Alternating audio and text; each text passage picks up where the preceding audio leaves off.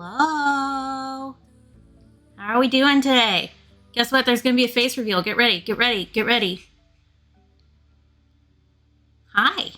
How's it going? Oh, can you see how hard she's struggling, though? Oh, it is struggling on the actual thing, too. We'll see how long this lasts. Maybe this is going to die. I don't know. Thank you, Stars, and congratulations on your first stream. I'm going to give you a shout out if my laptop will let me and not explode. I'm probably a lot louder than normal because we're using a different mic.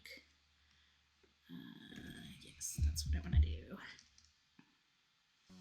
Come on, buddy. You can do it. I believe in you.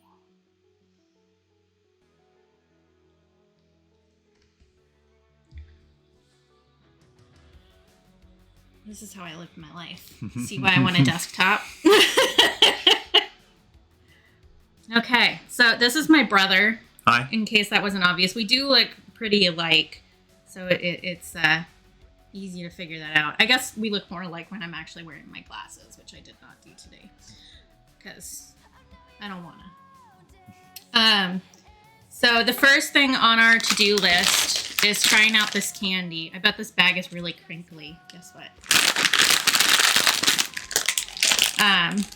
I toast stars. I don't know. I call her Toasted stars because Hi, I feel Stars. like calling somebody toasted is kind of rude. Yeah. But I does that, so whatever. So this is one of my friend's favorite candy mixes, and I bought some to try, and I saved it so that I could do it on stream. Thank you. These are little amethysts. I decided they went with my skirt. So, hey! Thanks, Cass and Dora. Thank you for the resub. Yeah, I usually just do stars because I don't know, just calling somebody toasted doesn't feel right to me. Although, considering how warm it's been for you, you are a little toasted at the moment. We were just talking about how hot it is there. She thinks it's like 30 degrees Celsius in her room right now. Yikes. So yeah, stay cool. But this candy mix is my friend Calibro's favorite from Finland. So the sun is a deadly laser for sure. Yeah, maybe we're past toasted at this point. I think the sun is going to win in the long term. I think that's no point. Shrimp check, yes. So this candy has two different main flavors and then a mix of different fruit flavors. So there's salmiakki, which is the ammonia salty licorice. And those are the little ones. And then there's different fruit menthol flavors. And for those who don't know, I have been studying Finnish on Duolingo lately. So I actually translated the flavor names. And I knew some of the words. Like, some of them are pretty obvious. Like, anana is going to be pineapple, right? In any other language than English. There's pear and blood orange, which was one that surprised me because I recognized part of the word and not the rest of it. But we're going to... Yeah, I've had salmiakki before, and I do not know if I'm pronouncing that correctly. So if I'm not, I'm sorry. I'm trying. I've had it once before when I was in middle school, so a long time ago. I'm old. I don't know if you knew that. But so I remember liking it, but it's been a while. By a while, I mean like over half of my lifetime. Yeah, and I have never had it. And I said that I was getting a mix, and he was like, "Oh, I want to try that." I was like, "I'm going to film you for the internet."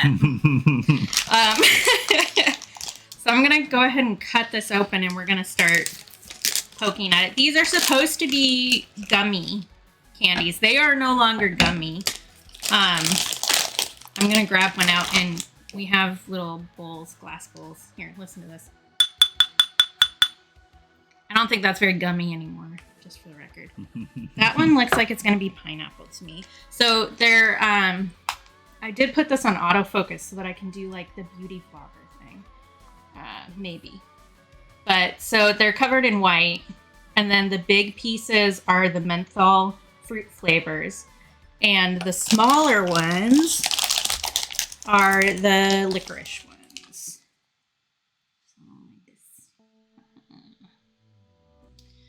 So I was going to pick through and try and figure out all the flavors. And Calibros thought that maybe that wasn't going to be possible. But I'm going to try anyway. Because I'm stubborn. Yeah, little paws. So the symbol of the brand is a snow leopard. It's a little paw prints. Cute. I think that's pineapple. You can kind of see the color through them, but not Just super. Barely. I think that's a red one. You can just shove something in your mouth right now if you want to. I do, but I'm going to wait for you. Okay. There's green one. The licorice ones don't have different color flavors. So there's vanilla and there's peach for the black ones.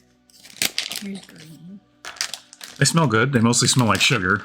Yeah, which like totally.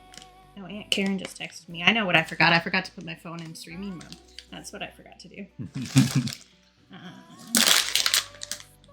So there's orange and there's red, and I don't know that I can really tell them apart. Yeah.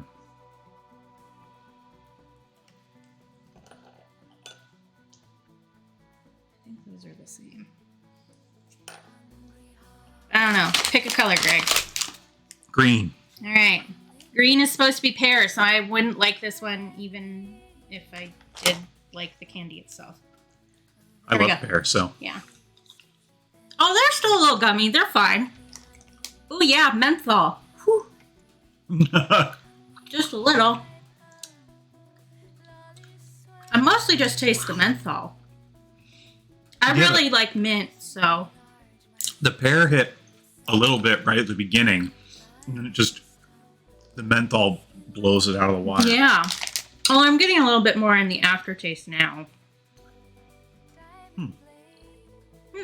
Yeah. I don't mind that. It's certainly intense. I feel like I'm going to learn a lot about Calibros by eating this candy. That's what I feel. Okay, you want to do one of the licorice ones? So we don't know if we have the same flavor of this one. One is peach and one is vanilla. Which I feel like the fruity flavor, well, I'm going to rinse my mouth out before I... Good idea.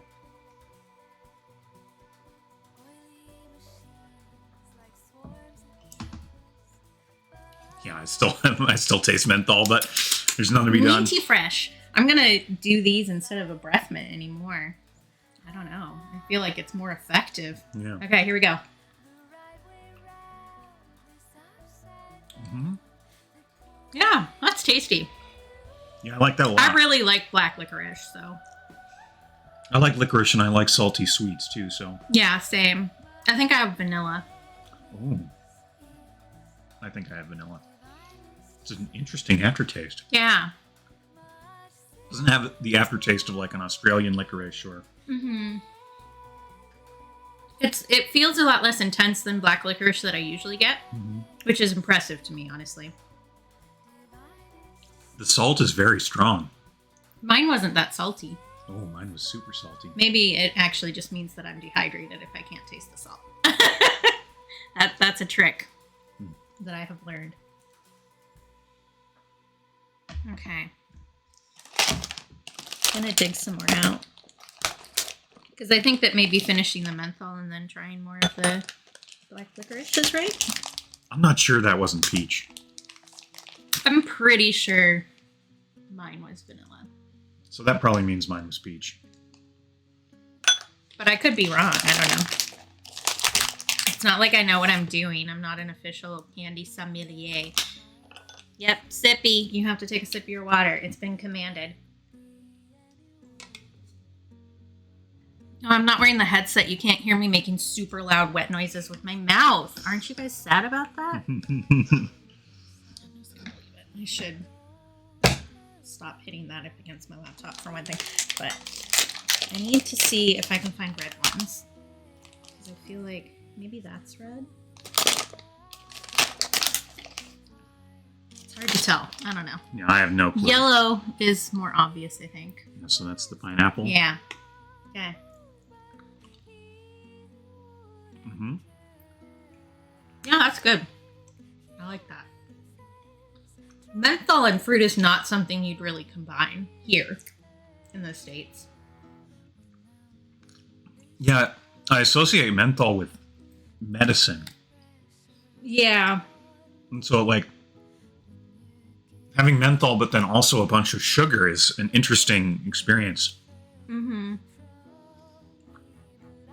I guess if I combined one of the menthol and one of the licorice, we would get a Robitussin's, which is a brand of cough syrup here. Yeah. Yeah. Same stars. The pineapple flavor is really nice. Yeah. I don't think it's like super strong either. Yes. It's interesting. The pineapple hits just a little bit at the beginning. Then the menthol covers it up, and then eventually the menthol goes away, and you get just the pineapple flavor. And yeah, Cassandora, root beer. I'm a big fan of root beer too, so I just kind of like those weird, I guess, medicinal, herby flavors. Yeah. I like root beer too, so. Yeah. But I do know that a lot of people in other nations do not like it. Yeah. I remember when I was in college, one of the guys in one of my classes took me and a bunch of the Russian exchange students out to lunch at a place here that brews their own root beer and their own cream soda, which is just like a vanilla flavored soda. And they really did not like either of those.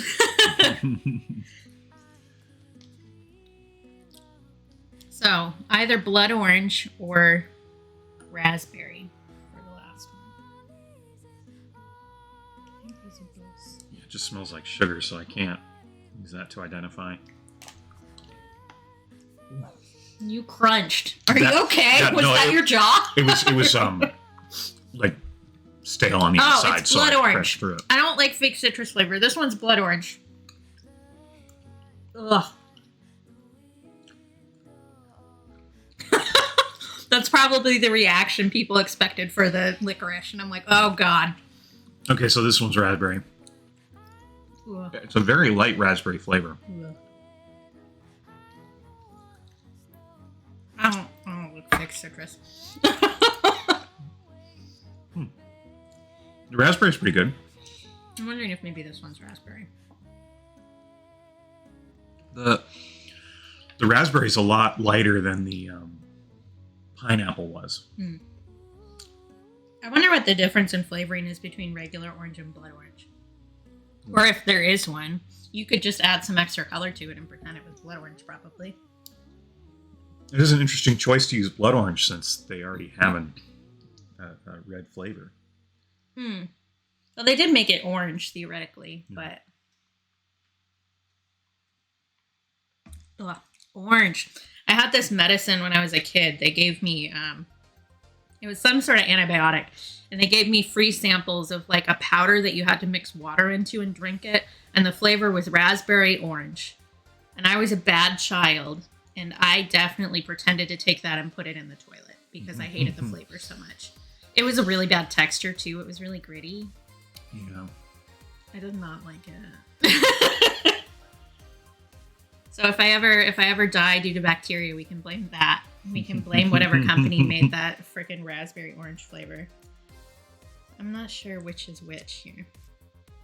Yeah, agreed, stars. Because, so I was talking to one of my friends who lives in Ireland about Starburst flavors, because they do have Starburst over there, but the red ones are red currant, which is what I was talking to Stars earlier about currant flavors. I think maybe that one's orange. Try that. Black currant is really, really common, like instead of grape in Europe, too. And I don't like grape. The great thing about me and Greg is that he generally likes the flavors that I don't like. So he gets all my citrus flavored candies and all my grape flavored candies. Yeah. I don't know. I think this one is maybe red. We'll find out. Yeah, that's blood orange. That's raspberry. That's nice.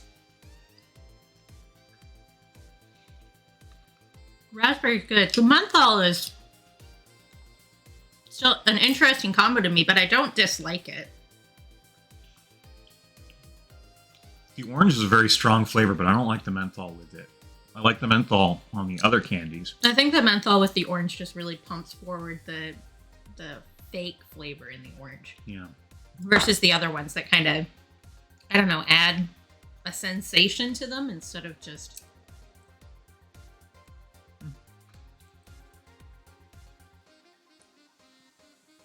Oh yeah, I don't... To be fair, grape soda is bad. I mean, it's just... Grape soda is like one of the epitome of fake flavors in the world. That and orange soda, I think. Those are the two like fakest flavors that you could ever purchase. Yeah.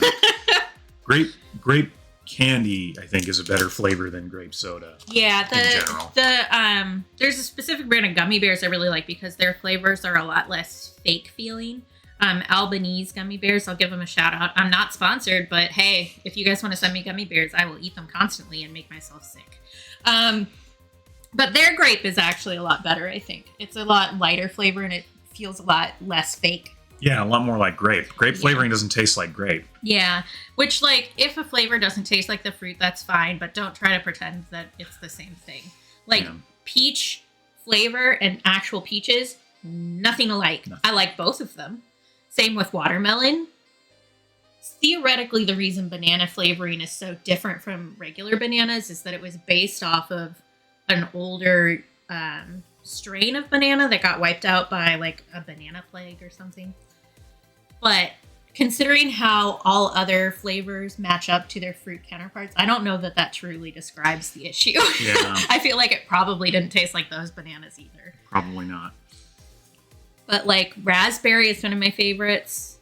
I don't like any sort of fake citrus. That's actually on the art that I'm going to do later. One of my dislikes is fake citrus flavor. Although pear, I think, does match up pretty well with actual pears. And I don't like either of those. So there you go.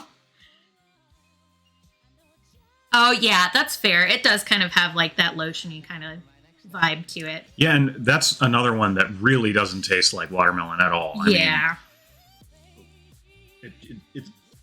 it's just a completely new chemical flavor. Oh, thank you for gifting a sub, Cass and Dora. You're so nice all the time. Oh, you can't hear my great alert sound because we don't have the headphones on. I recorded one of them myself. I'm so handy. Oh, I mean, you're also a menace, but you're a menace that I love. So there you go. You're a menace, but you're our menace. Yeah, exactly. And I need to read your actual comment. Maybe I should have put on my glasses. My laptop is much further away from me than normal.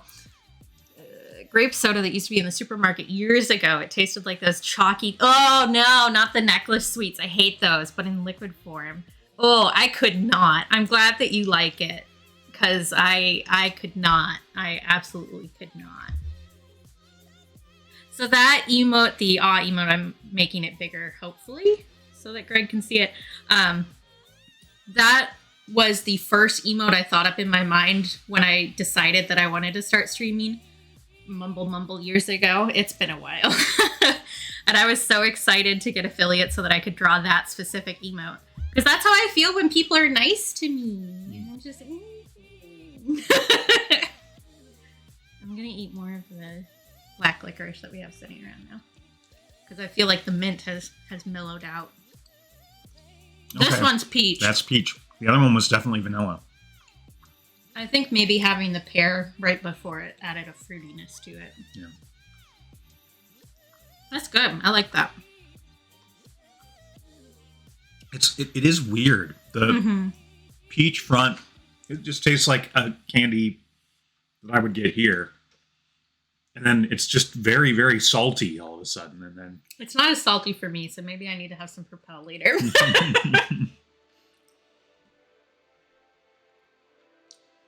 But yeah, I like those. I'm going to need to highlight this so Calibros can see. I don't know if he was able to pop in or not. But yeah, I would buy this again, actually, I think. But the fruit flavors are really nice. Yeah. I might see if I can find just some regular Finnish fruit candies to try.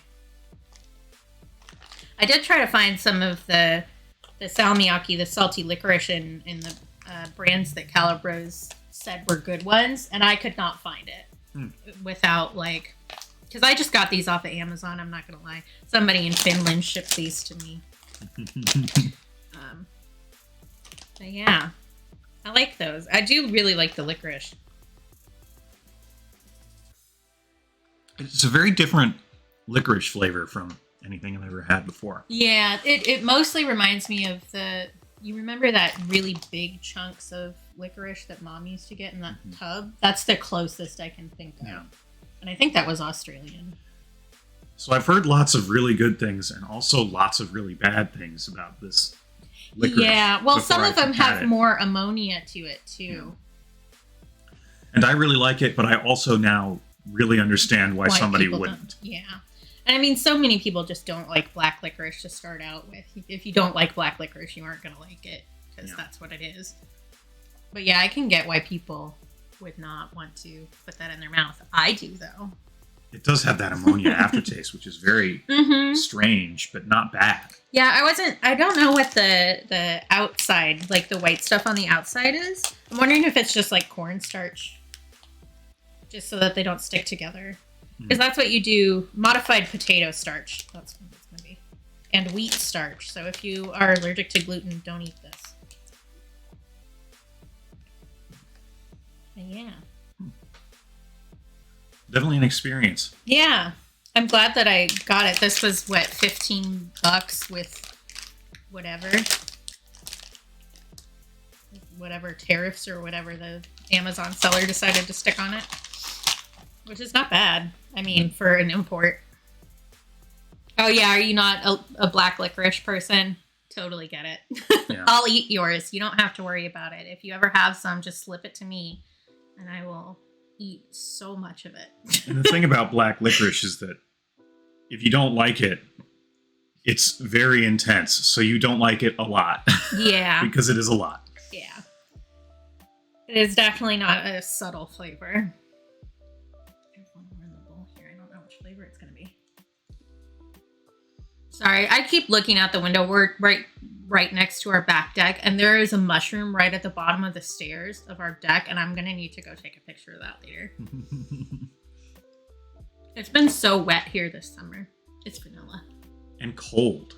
It's the one place in the U.S. I that was hasn't talking been to super Stars hot. about that earlier. I was like, I'm sending you cool thoughts because it's 18 Celsius here today. That's our high. That's fair. I've never been a huge fan of the red licorice. Like, I'll eat it, but it's not my favorite. I am a sucker for Twizzlers, though. It's less the flavor for those and more the texture that they get. That one was more salty. So maybe it's just variable. And also I need more salt. Yeah, I'd share with you if I could, Stars. Because you have been suffering this summer. It was sunny yesterday. And so I just kind of put on a pair of shorts without thinking. And I went out and it was cold. What, 3 degrees Celsius? Something like that. Yeah, it was cold. Like a bit above freezing. But that's usually what it gets like here for fall. We don't really have a proper autumn. We have like 2 weeks of cold when it's still sunny out.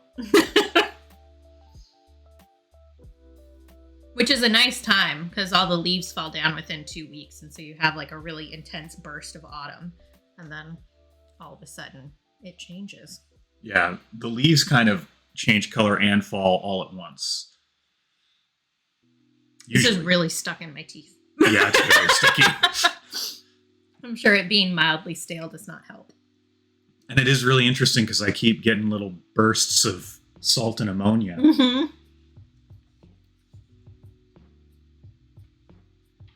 Okay, so I think that was the big draw, and I can let my brother go free now. Unless you guys have any questions for him. You could ask. He's here instead of just hearing it from me secondhand. I did talk about your hair on Tumblr the other day. Because you have like proper ringlets. You're a little frizzy today. Yeah, I'm not having really a good hair day today, but I showed what my hair is like when I just let it dry naturally, because there was some hair texture quiz, and I was like, I don't know where I fall on this. I don't understand. I'll show you guys, and you can tell me. I think I'm like 2B or something like that, 2C. You have like proper cherub ringlets though, and it's ridiculous. Okay, so I'm gonna go put this candy in a bag. I'm going to let my brother go back to doing whatever he wants to do. And I'm going to move my laptop over to where the art is and we can start getting to work. All right, good luck. So I'm going to put on the be right back screen. I'm going to play some ads. So if you want to take off your headphones or mute your laptop or whatever you're doing, so that you don't have to experience the capitalism, I get you. I want to earn an extra 3 cents today, so I'm going to run some ads.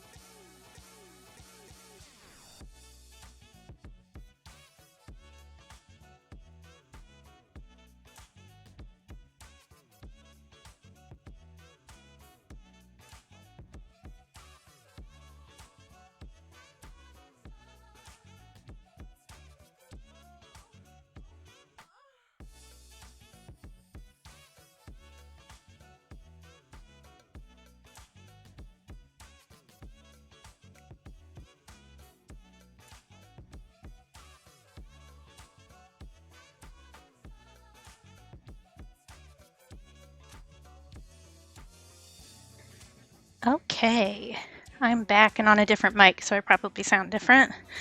Let's see how well I did just guessing at where this camera should go. Not bad! Okay. Calibros, you just missed me tasting candy! And thank you!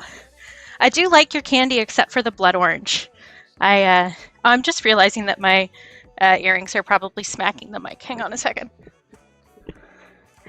I don't like orange flavors, so you can see on here, actually, underneath my dislikes, fake citrus flavor. But all the other ones are good. I even liked the pear one, and I don't usually like pear. Yeah, I'll highlight it after stream, too. Here, I wore dangly. Oh, I should have changed the project for today.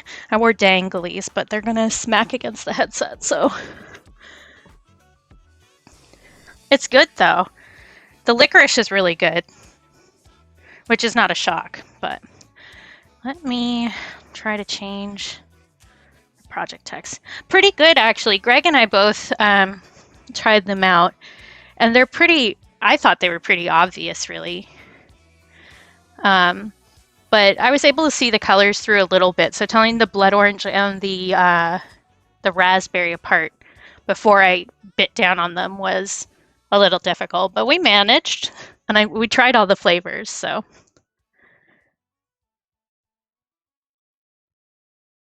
Let's see if I can do this without my laptop imploding. Come on, buddy. My poor laptop. She's trying so hard, you guys.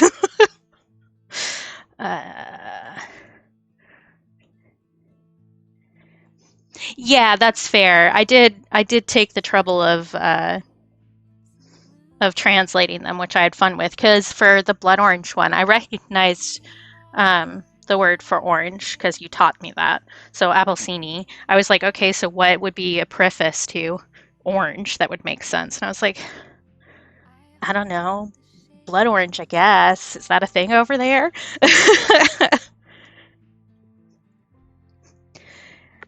Okay, so we're going to work on a Meet the Artist page that I'm probably going to end up making into business cards for this year. And I already did all the sketching. Well, it was pretty easy. I have a Finnish to English dictionary app on my phone. So, like, if I can't figure it out, then I can ask. But, like, anana is obvious in every language except English.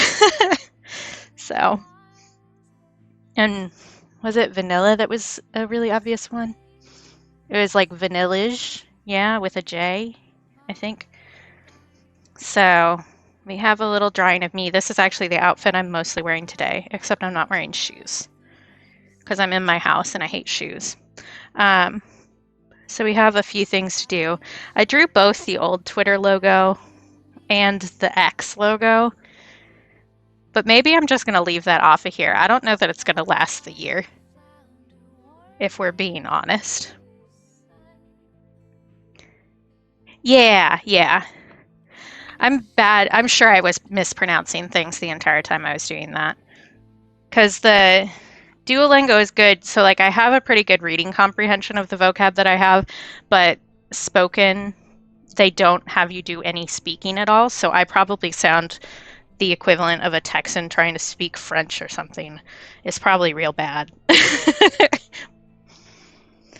I did bring out my masking fluid today because I might want to, or I considered masking some places out to do like a background, but I think that's going to end up being like more trouble than it's worth. So I think the color is just going to come from the pieces that I'm slapping on the page instead of like doing a background color. I also did not mix up my signature colors. I used to have a palette with the mint and the purple, like the lilac mixed together, but I think we're just going to wing it and see what happens. And we'll see how far I get into this before I decide that I want to go off and play a video game or something.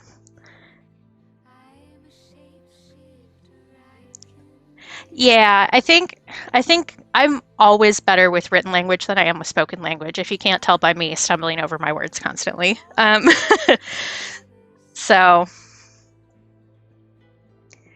yeah, fair, fair. And I've always had problems with languages. So I think I've told Calibros this, but I was in like a Spanish immersion program before my kindergarten class. Um, and they actually kicked me out because I wasn't learning anything. So languages and me don't always get along. My brain just works different, which, spoiler alert, that's the neurodivergence that I was never diagnosed with. But so just actually committing to, oh, really? I haven't? I say that story like a lot whenever I'm talking about learning languages. So, like, committing to learning a language for me is like a lot of trying to allow myself to be okay with failure, which is a skill, I suppose, that is difficult to learn. Okay, so I've got pencil lines down for all of this. I haven't inked any of it yet, so that's going to be the first step here. I also had to redo some of them because I laid down uh, the edging that I wanted to do for tape, and then I drew over it like an idiot. So we may be making the edge a little smaller than I thought. But I think the reason that I did that in the first place was because I couldn't get all of this on camera, and I think that with the restructure here, that I managed to do that just fine. Where did I put my phone? There it is. I forgot to put my phone in streamer mode.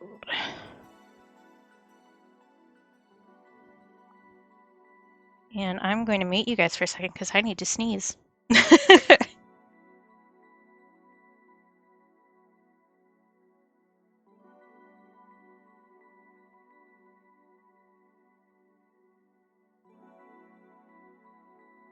Okay, there we go.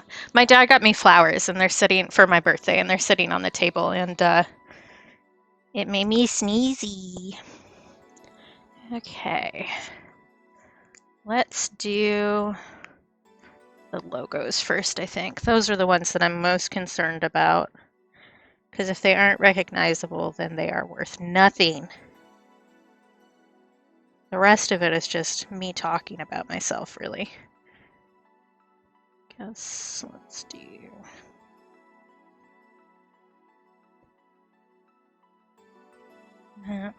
But other than that, how have you been, Calibros? I feel like we haven't gotten to chat a lot lately. Because you've been on like a vaguely normal person sleep schedule.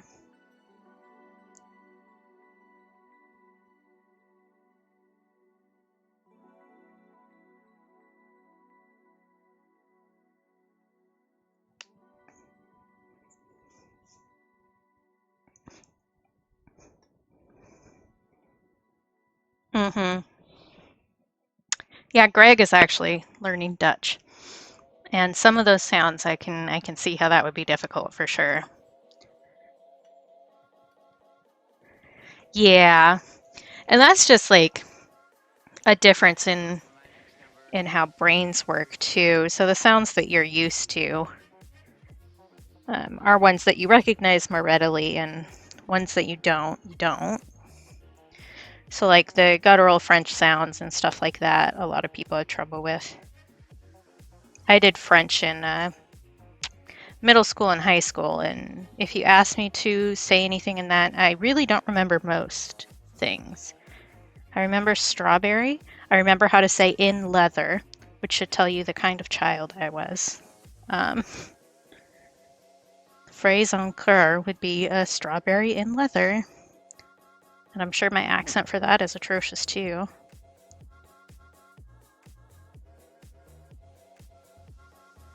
Still remember me and my friend we found in leather in the back of the glossary of our textbook and put that in a lesson, and our teacher like called us in after class and had a talk with us about how that was not appropriate. And we were like, okay, well then why is it in our textbook?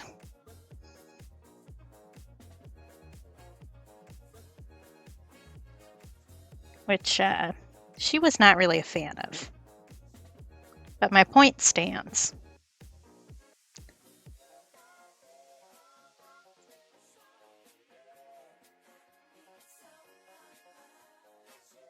I do think that not having the other mic set up is making my laptop run a little smoother now.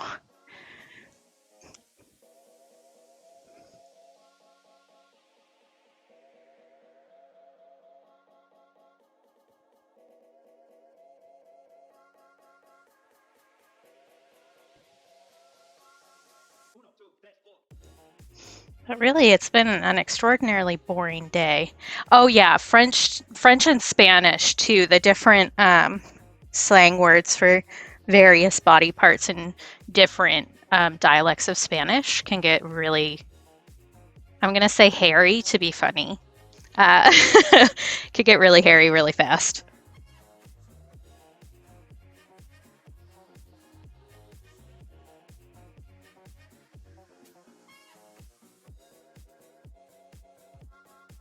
I can still taste the fake vanilla from the licorice, but I can't taste the licorice.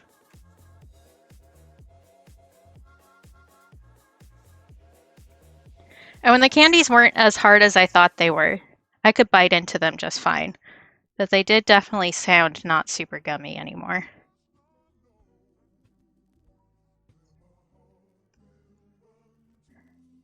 I guess I'm gonna add both the Twitter and the X symbol.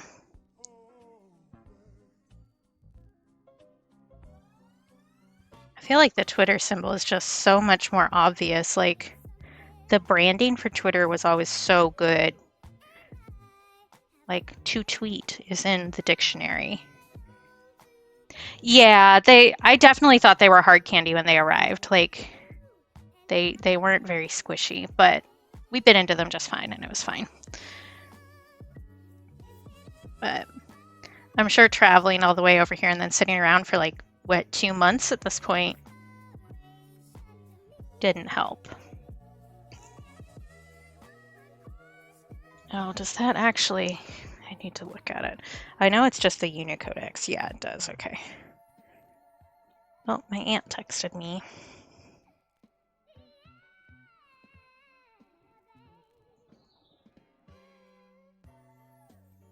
Yeah.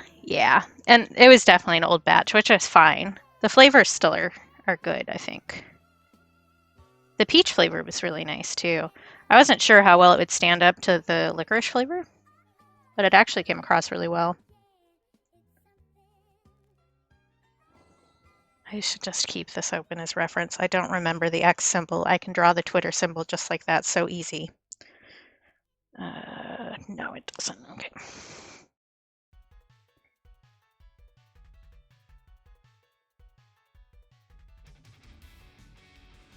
I think I like the big ones better. I think the menthol and fruit mix is something that's like really different for here. I like all of them, and I do really like black licorice, but I think the novelty of the menthol and the fruit for me makes them win. I did tell Greg when we started that you said either the big ones or the small ones were better, and I couldn't remember which one you said. But I do know that you said something about it. My brain just did not keep track of it. I think I'm going to do the font stuff in a bigger micron pen. I do think I am going to just outline this and then watercolor it.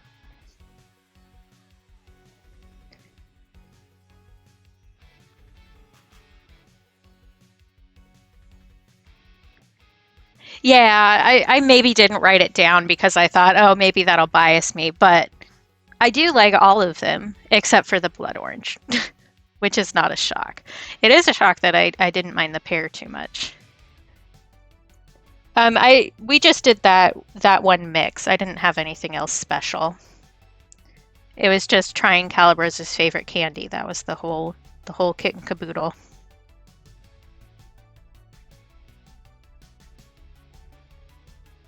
If I had thought it through a little better, I might have ordered more stuff. But by the time I knew I was actually going to be free on Sunday to do something, it would have been too late. Unless I wanted to go to some of the import stores here, which is mostly British stuff and mostly things you can find elsewhere. Maybe next year I'll do Iron Brew. How about that? That's one that would be related to my people too. If you have eyes, Iron Brew emote, toss it in the chat now. That one I'm not sure if I'd like, because even though people who like it say that it doesn't taste like that, a lot of people say that it tastes like fake bubblegum flavor. And I'm kind of hit or miss on fake bubblegum. Well, you are special. You're one of my best friends, dude.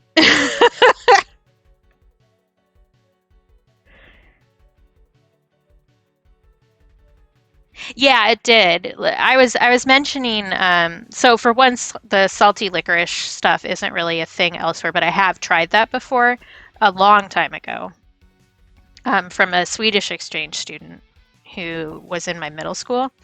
Um, and the mint and fruit flavor is definitely one that isn't super common.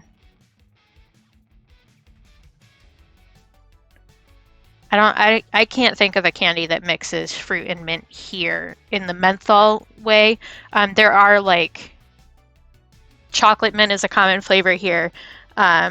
For like actual desserts made like in a restaurant, mint and raspberry is pretty common, but not like that intense menthol level of mint. So that was an experience to get used to. But I do think that the combining of the like classic fruit flavor and then like the sensation of mint is really interesting. And I think for a lot of the fruit flavors, it kind of elevated that a little bit to something way more interesting than it might be otherwise. I was saying, I think maybe I'll have to get just like some regular fruit candy that doesn't have the menthol in them to see how the like the base flavors match up between U.S. fruit flavors. He liked them too. He volunteered to try these when I said that some of them were the salmiakki flavor. And I'm sure I'm pronouncing that wrong. But apparently I have to think really hard when I'm signing my own name. But he really liked them.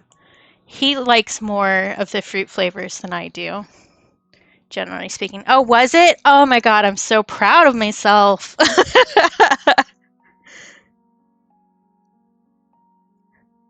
What else do I want to do with the thinner pen? Probably all these little doodles in here. But he was really excited to try that. So when I said that I'd gotten it, he was like, "Oh, can I try some too?" And I was like, "Yeah, sure." And then I was like, "Wait, you're gonna make great content on the internet for me. I'm gonna make you be filmed." I didn't actually say it like that. I'm nicer than that. I was like, "Do you want to do it with me on stream?" Because I did want to record the reaction for you. But I think the only like I did have a very dance game reaction to the blood orange flavor, like because I wasn't sure if it was the orange flavor or if it was the raspberry flavor, and I bit into it and I was like, "Oh, it's orange! It's orange!" Ugh. Just because I don't like orange. I don't like the fake orange flavors. I probably could do a lot of these with like a ruler and they'd look nicer, but I think doing it more clearly hand-drawn is probably more on brand.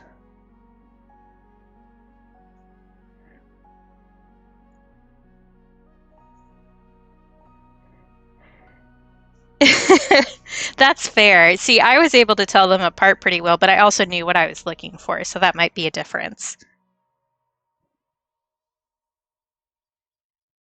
But we were able to tell the flavors apart pretty well.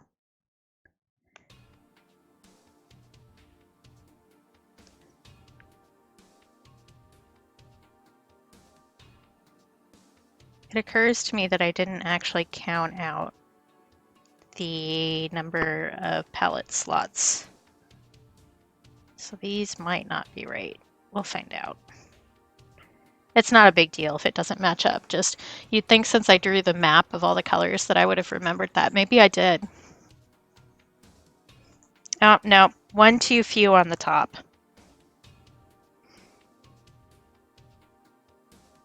But close. Close.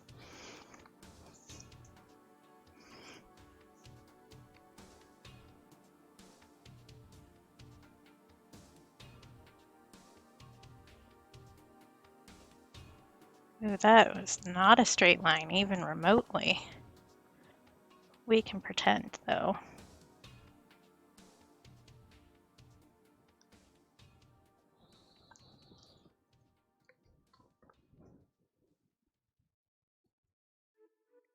I have to be because we're very similar in the head, you and I, Calibros, and we both know this. I am such a weird perfectionist. Uh, if I don't do it right, then I will explode. Got stuck between implode and explode. I couldn't decide which. It's both, really.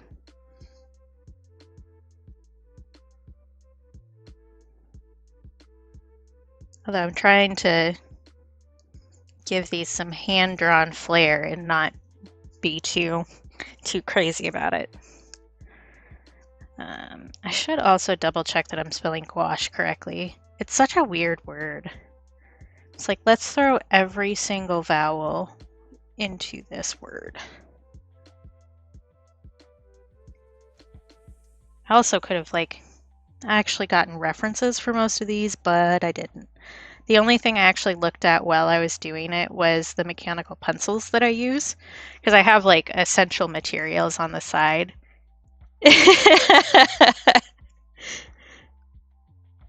I was gonna add a little stripe here. That's what I was doing. Yeah. Doing this was so satisfying. Honestly, I didn't draw the squares and stuff on stream. I did that off stream, but filling in the squares was very nice. And I'm just like that. I don't know. I don't know how to be any other way. I either go all out or I don't do it at all. Those are the two options. Which you can tell the difference between my college grades and my high school grades very clearly.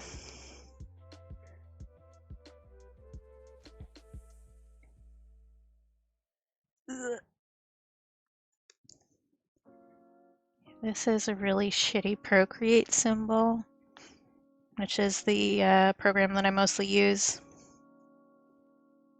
Let's see. Is there any other announcements I have to make today? There's going to be more originals hitting my shop and my imprint tomorrow. Oh, I know what I forgot to tell you guys. I have a coupon code.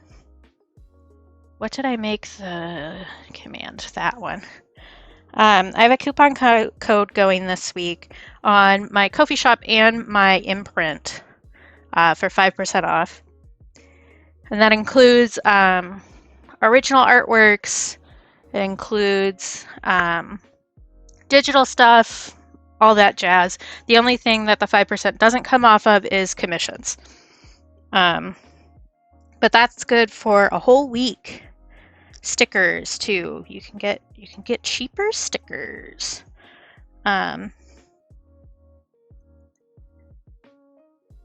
So I have new originals hitting the shop tomorrow, and I'll post a video about which ones it is when I wake up.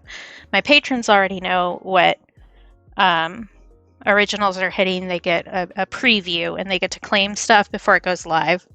So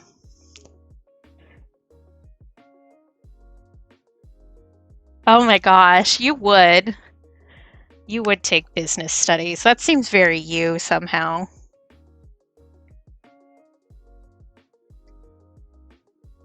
I volunteered to do a bunch of stuff in elementary school because we had to do stuff like that. So I guess it wasn't really volunteering. And then I promptly did none of it. So I committed to doing stuff and then never did it, which is a common theme with me where I overcommit myself. I've gotten better about it, but it's still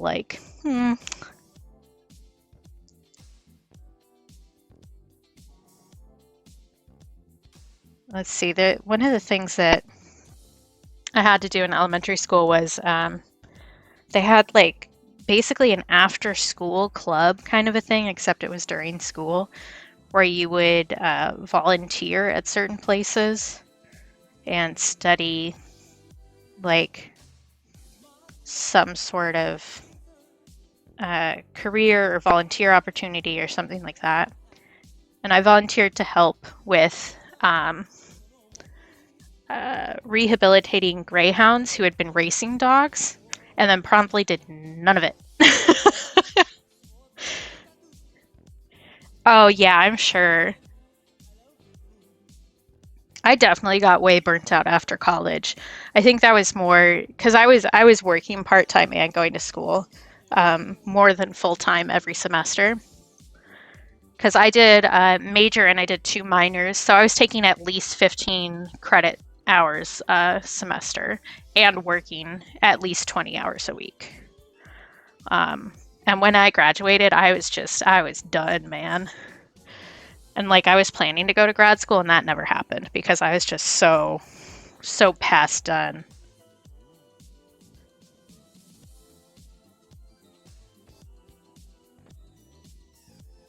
But really, the stuff that everybody is expected to do anymore just burns you out so bad.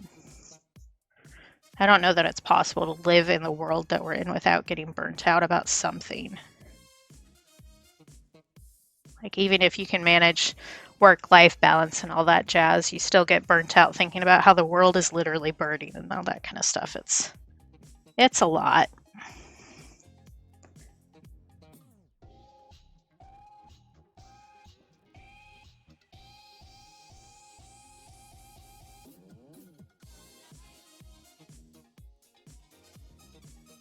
But I also went to a school that was very focused on making Ivy League stars out of kids, and I just was never going to fit into that model.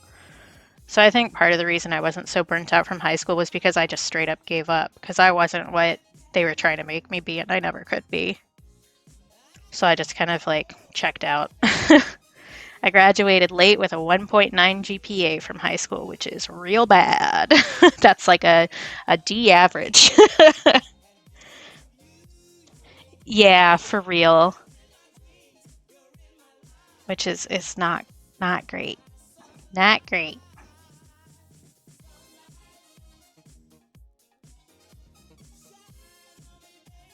This is not really accurate to what knitting looks like, but I think it comes across fine. It's probably more accurate than somebody else would draw.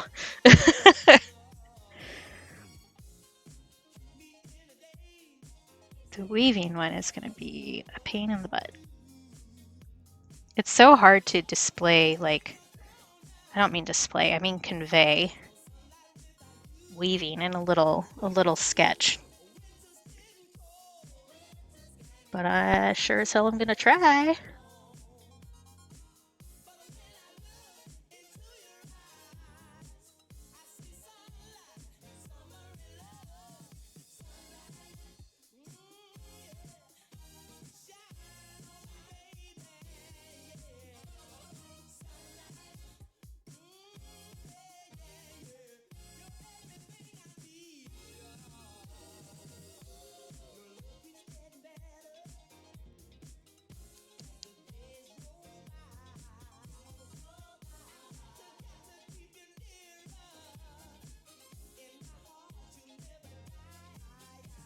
I don't think that's too bad.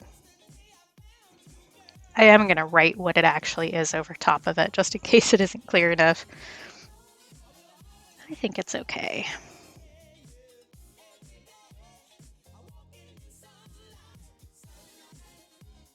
I'm really excited to draw Goblin Mode me. This is my favorite. I guess I went with Gremlin instead of Goblin, but this is my favorite part of the whole piece. This is an accurate viewing of me from day to day. I only got dressed up today because I was going to be on cam. And I am actually wearing this outfit, except for the shoes. I think I mentioned that already, but...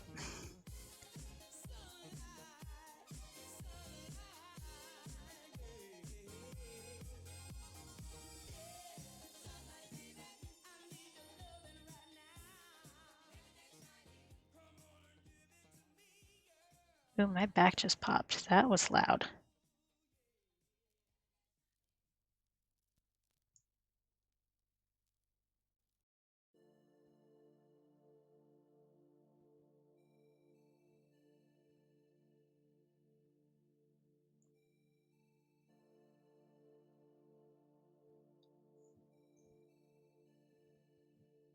Yeah.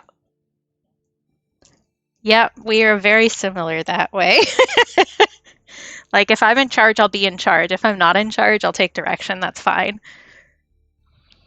And there are some times where I'll make a face when somebody makes a decision, but if it's not my chair, it's not my problem.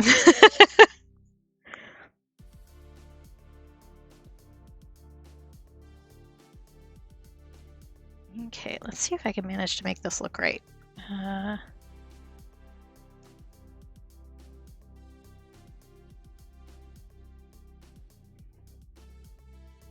That was I don't even know where that video originally came from, but Not My Chair, Not My Problem is from some weird video that somebody was doing, like some rambling while they were high, and somebody had done like a little lizard animation over the top of it, like computer animated. And that was like the funniest thing in the world at the bookstore where I worked for a significant amount of time. So anytime something was going wrong and it was because one of our managers had made a stupid decision, we'd be, not my chair, not my problem. It's such a good saying.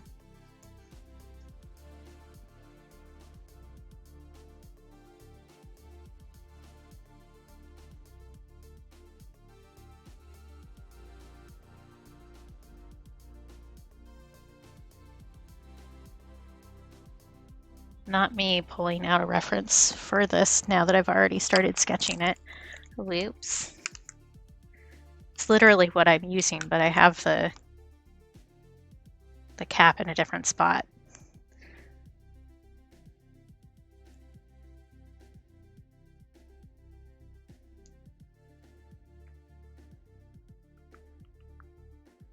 I really need to stop clicking my tongue. I'm so bad about that. It's just one of my random noises that I make.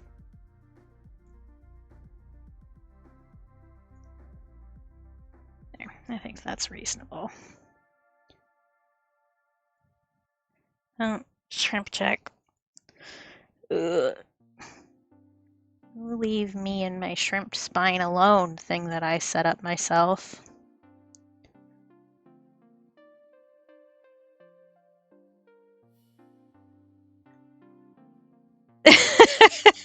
I mean, I can do that for you right now if you want. I just feel like it's really loud.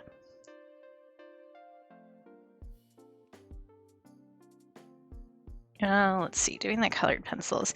At some point, I would love, once I have the capability of having the other mic set up, I would love to actually do like a paper cutting ASMR stream, because that is such a good sound. I have one of those big guillotine paper cutters. Yum, yum, yum, that sound.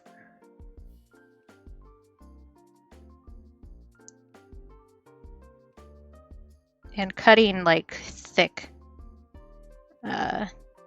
watercolor paper, great sound.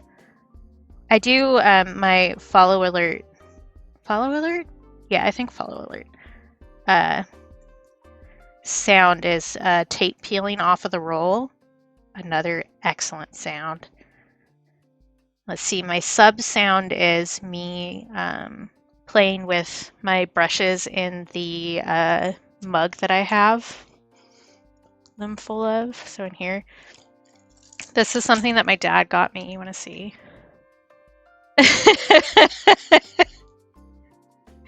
I think it's good for a paintbrush mug. I did use it as like an actual mug for a while, but I was like, I need something to put my paintbrushes in, and I want to look at this all the time.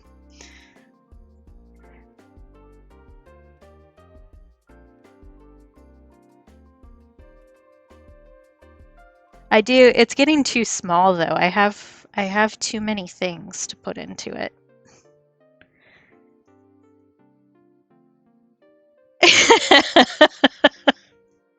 I mean, really, people are out there for everyone. You have a really nice voice though. You should do something. I know at least 4 different women who would be really into just listening to you talk about whatever. I'm not going to say if I'm one of them or not.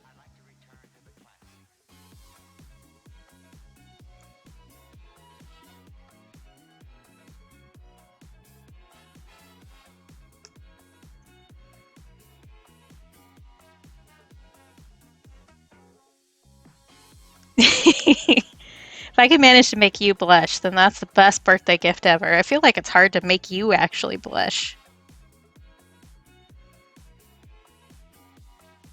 But what you should do is start streaming so I can see if I make you blush. I don't know. I don't hate my voice. So maybe I'm an outlier there. But when I was in college, I was doing daily vlogs, so video blogs, and was editing them at night and then posting them the next morning. So I did that for like over a month. I did little videos every single day. And when you do that, you have to edit a lot, which means listening to your own voice. So maybe that just desensitized me to that cringe moment of hearing yourself speak. Oh, I blush real bad. Part of my makeup routine is putting green color corrector underneath my foundation where I blush really big, because it gets really obvious really fast. And it doesn't even need to be over anything important. Like, it doesn't need to be anything in my environment. I'll just think something and I'll start blushing. If I start talking about blushing, I will blush.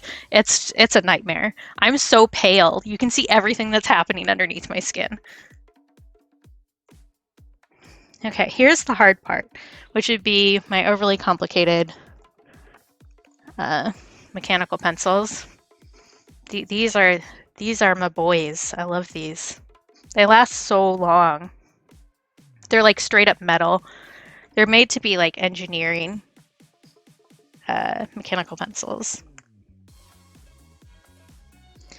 And I think I sketched it out okay. It's a little crooked, but I am a little crooked, so it should be fine.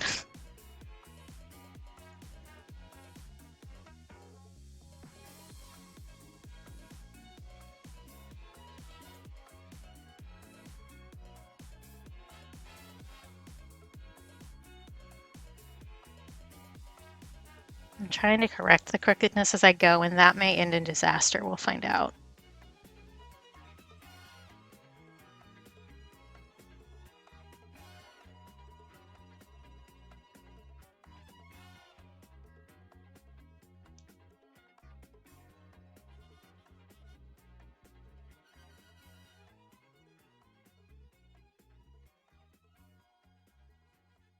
I need to stop holding my breath when I'm drawing lines. It's so bad for me.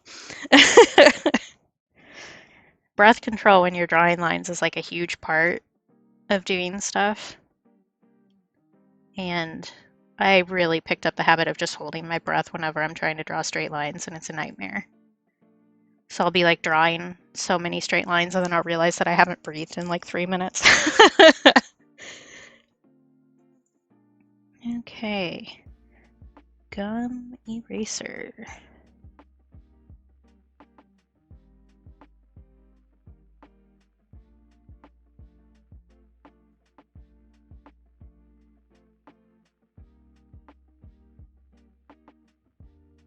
I'm doing it again. Breathe, bitch, breathe.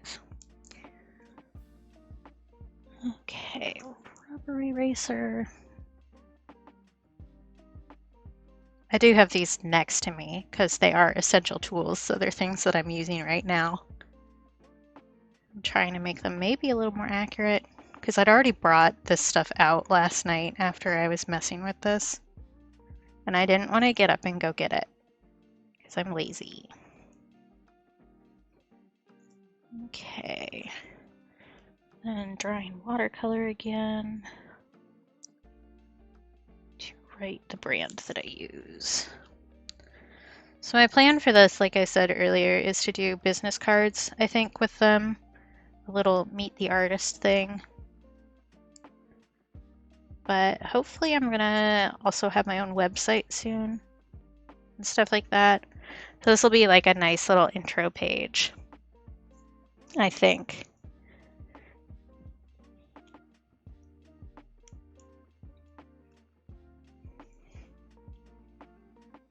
Oh no.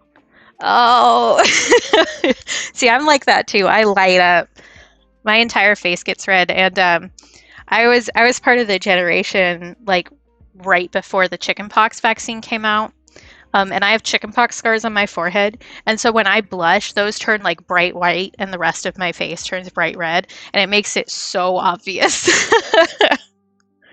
Because I was a bad child and I scratched the shit out of my forehead.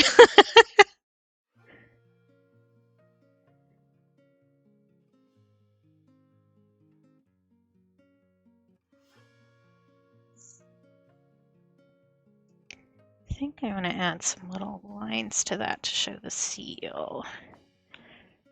Right here. I probably want to do that on this one too, actually. I should not have smacked my hand down on that so fast. We didn't smear, we're okay. My ears blush too when I blush really bad, which is the worst. You can't hide that. Like there's no way to do it. Okay, I want to do these. Well, maybe I want to outline this first and then do the bottom. I also think I want to change where the watermelon is because the possums are kind of shoved in the corner there. That will also involve inking the letters.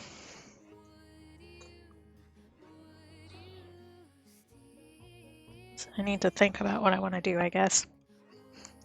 The face on this one is still a little wonky. So I think I'm going to ink the rest of it and then maybe mess with the face some more. I don't draw people very often, and I feel like that's obvious. I think they, last time I actually drew... Well, I guess I've done me from the back for one of my dream journals, but I don't think that counts. I don't think I did great at that one either, if I'm being honest. But I think the last, like, cartoony person I drew was for my brother for one of his D&D characters. And then he and his friend were doing, like, twin characters, so I drew both of them.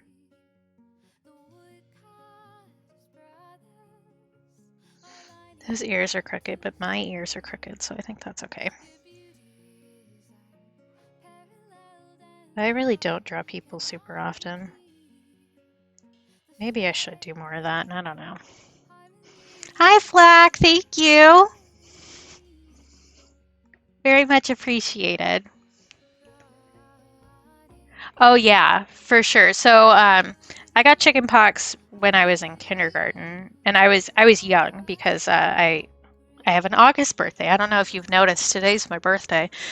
So I was always a year younger than everybody else. So I got chickenpox when I was 5, and the neighbors down the street, who were my best friends at the time. I haven't talked to them in ages though.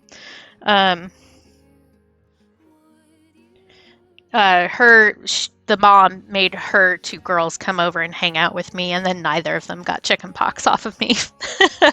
And then the vaccine came out 2 weeks later. I shocked somebody the other day, like they didn't realize that I was a Leo, and I was like, I feel like that's not a difficult thing to figure out.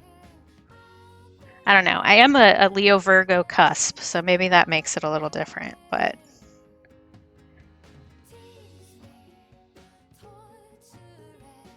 God, I would not want to have a January birthday up here though. It's so dark. I like it much better when there's like sunlight for my birthday. Yeah, we kind of just like sandwiched it really good.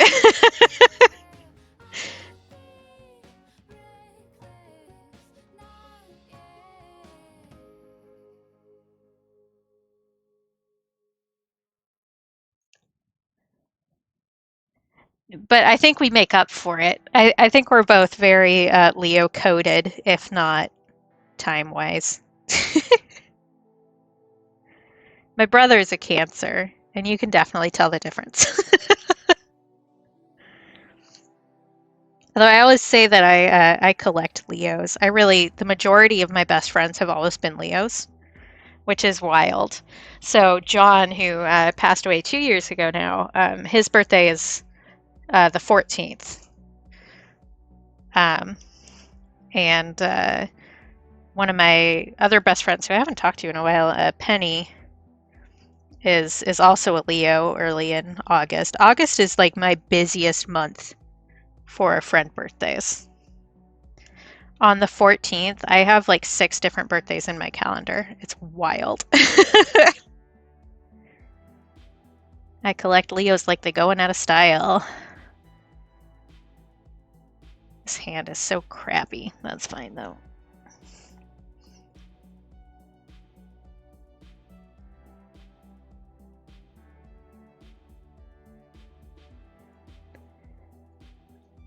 Okay, this is actually the skirt I'm wearing today. I didn't show you guys. Maybe I should have. I don't know that it would have worked really well with how the camera was set up though.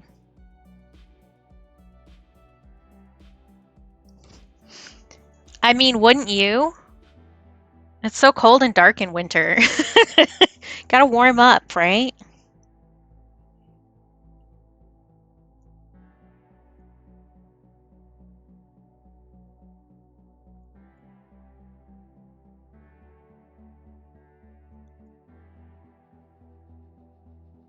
I decided not to do like a lot of folds in the skirt, even though it does fold up on me because I don't wear it with a petticoat like you're supposed to.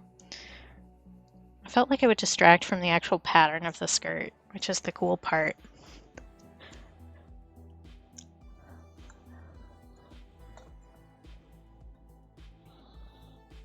I do think that I've made myself, not on purpose, I think I've made myself thinner than I actually am in the cartoon drawing, which is not unusual.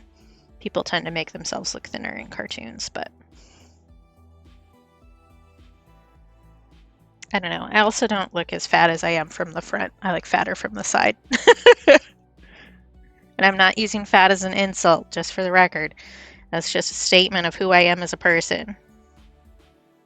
I'm a fat bitch, everybody. Did you know?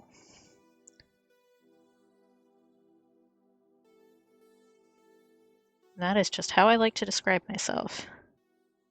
I have been called a bitch derogatorily like a lot in my life, but I actually like it. So they lose, I win.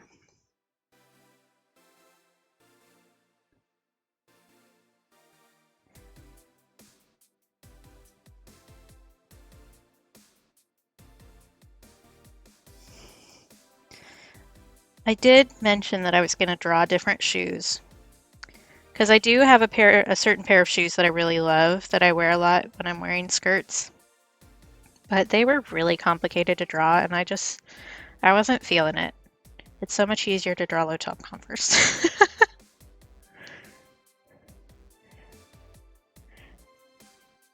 Oh yeah, definitely a thing. People sandblast their older characters for sure, and there are suddenly no wrinkles. It's like, slap some crease lines on that. I guess I don't put crease lines on my stuff either, but I don't do that for anybody. So I do want to do a little outline of the design here. This part's in black, the part that I'm doing right now. So that's easy. Maybe I want to do these other ones in a colored pencil so that there is a line there for me, but it's not super obvious once I get the color down. But this I think I'm going to color in black with a micron pen. Maybe. Or do black watercolor. I haven't fully decided yet. That's what I was thinking about when I was trying to fall asleep last night, was how I was going to do this skirt. I don't know. There's also like... There you are.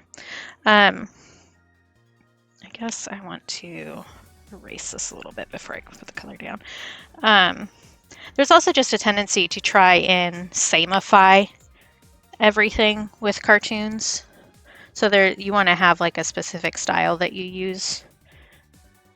And if you try to samify everything, you try to meet it all in the middle, but that's not really how life works.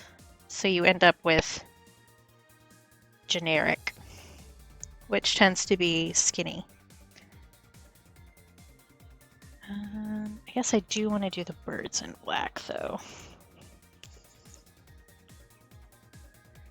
Skinny, young, white would be your samified. But it's definitely a problem with like fan art and stuff where like I've seen, oh, what's that actor's name? I'm not going to remember now. The guy who played Hannibal.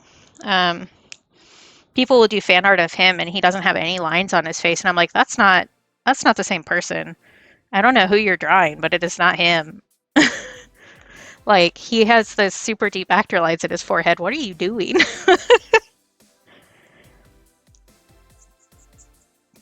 Yes. Thank you, Cassandora. Oh yeah, that is also a different Hannibal. I was thinking the TV show, but both of you are accurate. Sir Anthony Hopkins is the original, and Mads Mikkelsen is the one I was thinking of. I can tell which one of you spends time on Tumblr and which doesn't just from the answer. Because Tumblr is very into Mads. And has been for a long time. Okay. It's time for gremlin mode. Let's go gremlin mode.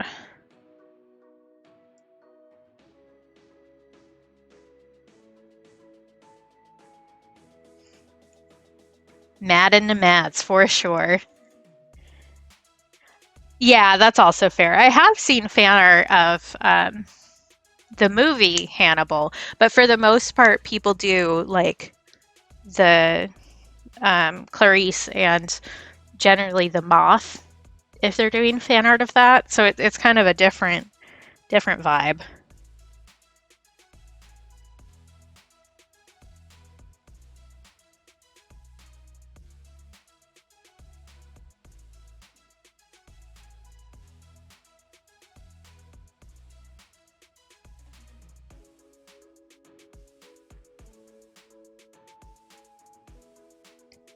I was so tempted on this because I've done little points to big characteristics. I was so tempted to point at my own nose and go stupid ass Disney nose, but I decided that wasn't super professional.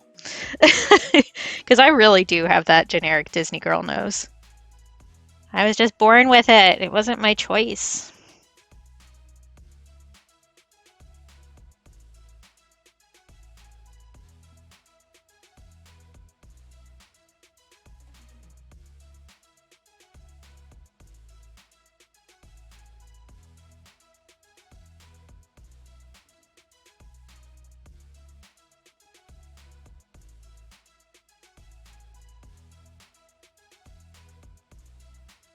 I think doing the stick arms with that makes it a little confusing, but I also don't particularly care. So there you go. These guys next. They did. They stole my nose. Really, they stole my grandma's nose because she was born before Disney became a company. So, and that's where my nose comes from. But I do just have that tiny little button-up turned nose.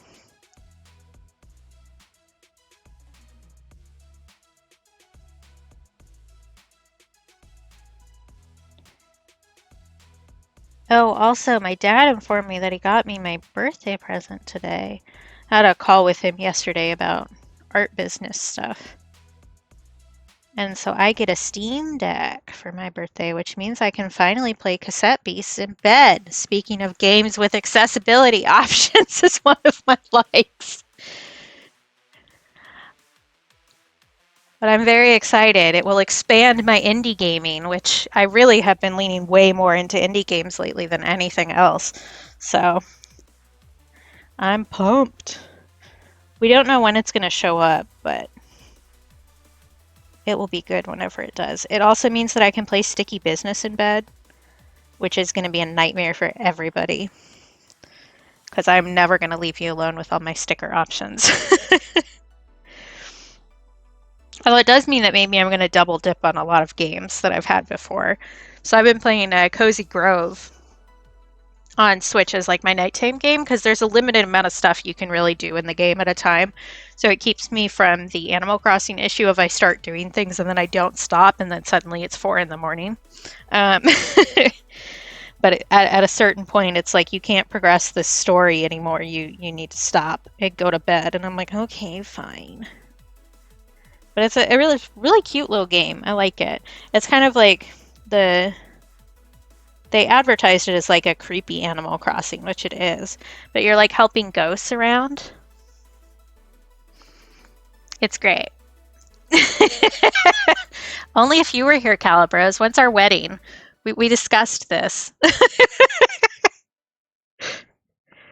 Cassette Beast is really cool, and Calibros can actually go on about it more than I can because he's actually been playing it. I haven't because the accessibility option that I need for them to have doesn't work on Switch, which is where I purchased it, which is really frustrating and why I keep complaining about it. But you have heard some of the music because it's on this playlist. The soundtrack is really banging. But it's kind of like it's similar to Pokemon where it's like oh, I forgot I had makeup on. I should not rub my eyes. Oops. It's a monster catching game, really. And they have different types, but you record them on cassette tapes, which is why they are cassette beasts. And I watched Jick play some of it. And, well, most of it, I guess.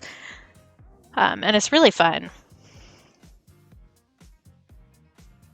Because I feel like they did a lot more original to make it less of a clone of Pokemon, you know? So they have a lot of other elements and stuff that they've made types of. So, like, there's a glass type and stuff like that.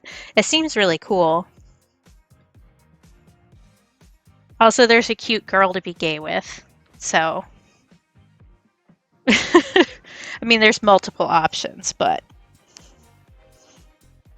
Oh, I know what'll sell you, Cassandora. So there's one character who takes you on a quest to go destroy all the landlords in the world that you end up in. So I think you'd enjoy it. Just in case you needed an extra cell, you get to be lesbian and destroy landlords. Yeah, it seems like they did a lot of interesting stuff with it.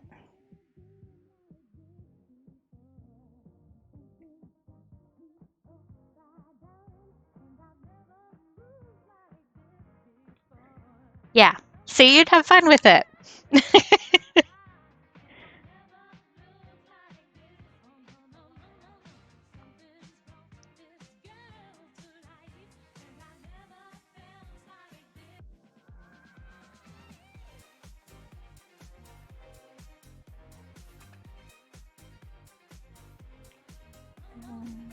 Let's put the cherries right here. The possums can go a little higher up. Maybe I want to put a raspberry too. First, I want to draw this possum.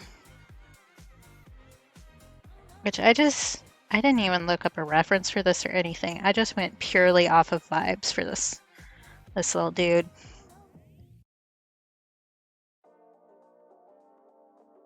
He's screaming.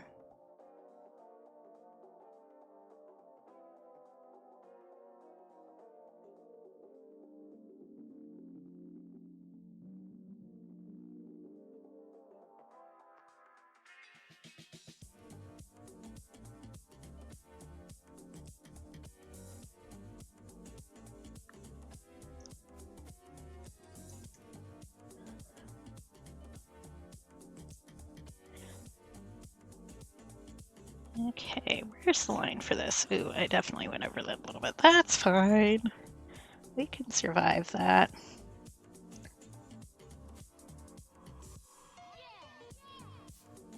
I love how I made those lines for the tape edge, and I was like, I'm going to do a thicker edge on this one, and then I immediately disregarded that when I did any sort of drawing on it whatsoever. Oops.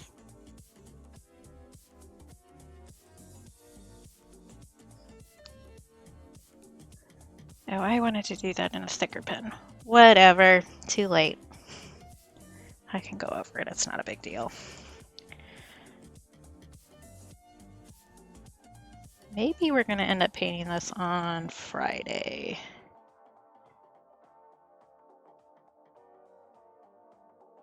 because this is taking a while.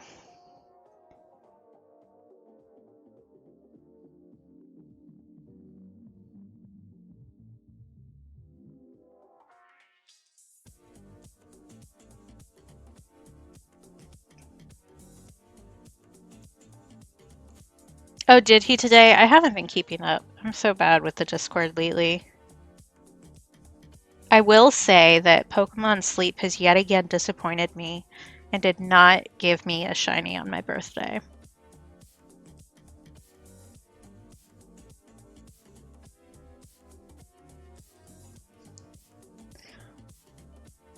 Oh, good. I don't think shinies exist in there. I think you're all lying to me. I think I'm being gaslit.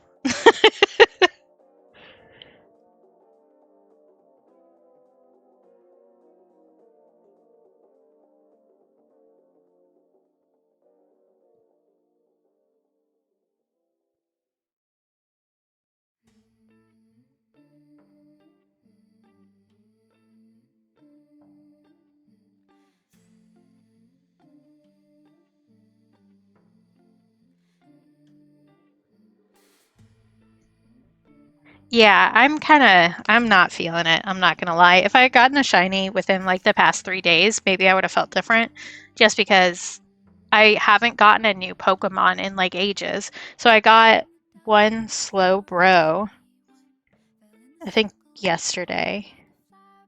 And that was the only new Pokemon I've had like all week show up. So it's just kind of like whatever. It feels very samey and boring.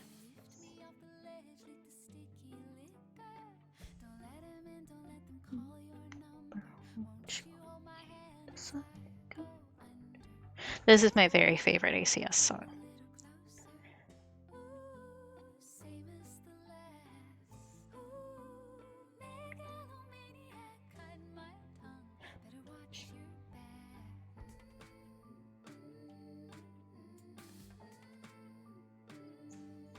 Okay, let's see if I can manage to not embarrass myself while drawing this cabbage.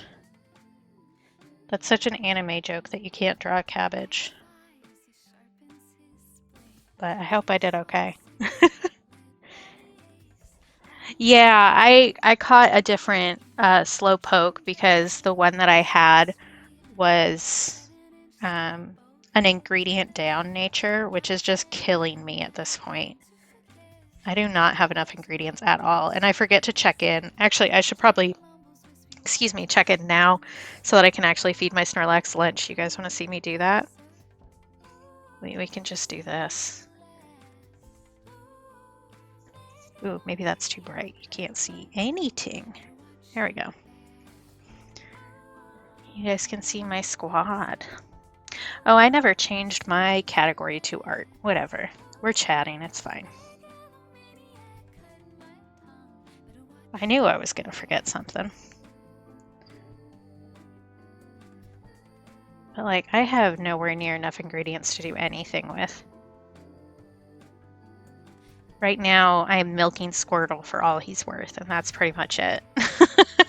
Because my Squirtle, one, just literally gives me a lot of milk. That's his ingredient. And two, has an ability that has a chance of giving me more ingredients. I still also... Where's Ditto? There you are. I still haven't gotten a salad Snorlax. I've only gotten curry and desserts.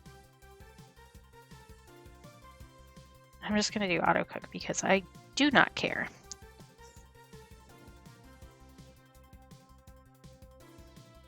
Yeah, they do. Yeah. You know what is wild? Have you seen what Slowpoke gives you for ingredients? Because it's a little disturbing, I'm not going to lie. Yeah, maybe I should evolve my Squirtle. Yeah, the Slowpoke tail is very concerning to me. Do they kill others of their species? Does it pop off like a salamander? What's going on with that? It's so weird. I find it highly disturbing. I forget what the other one is. Is it mushroom? No, not mushroom. Oh, cocoa. That's what it is. The cocoa bean. Oh yeah, you really can't see that. That's fine though.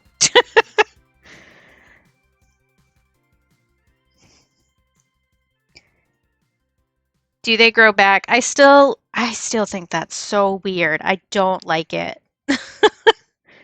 It's wrong. Like, so I'm just keeping this poor slowpoke around to rip their tails off whenever it's grown enough. I don't like that. I don't want to murder these poor creatures. Yeah. And it's weird that in the past, what, 2 generations, I guess, because it started in 8, that they've really pushed eating slowpoke tails like a regular thing in game. Because they did it for the curries. That was one of the ingredients in Galar too. And I don't like it. I don't like it. It really makes me think of this is so weird. You guys are gonna have to bear with me on this one. So there's a comic artist that I've been following since I was like a teenager. What's his last name? Randy Millhouse. He does Something Positive is his webcomic that I've been reading for ages, and I just call him Randy because like we talk occasionally. But he did this one comic about a dream he had where people were eating the meat directly off of like a wiener dog in like rolls. So it was like a hot dog slab that you could eat directly off of this chihuahua creature. And that's stuck in my mind in a bad way for a really long time. And anytime I'm thinking about these poor slowpoke tails, that's really what it feels like to me, where you're just eating the meat off of a creature while it's still living. And I don't like that. Mine doesn't do tails yet. It's at level 30, I think, is the next one. My Ditto does oil at the moment. That's another one that I didn't like, that Spheal gives you oil, aka blubber, and that also feels very gross to me. Let's see. What's next for my Ditto?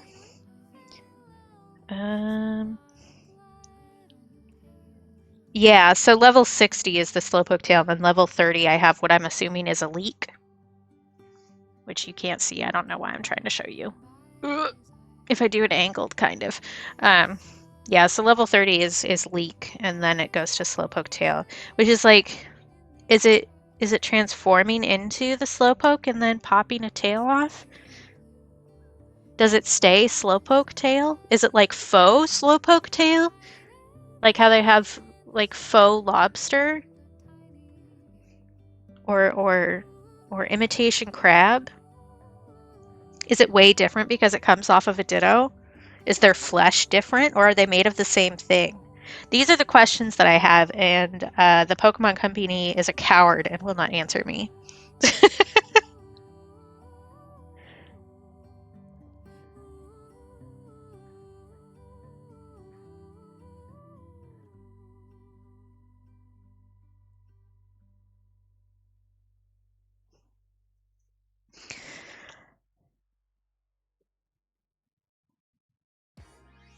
Okay. I still have some doodles here to do. Then we can switch over to a thicker pen, I think. Let's see, I want to do this size, and that. I'm going to do that. I guess I do. I may want to go over that with color just so that it's more obvious too.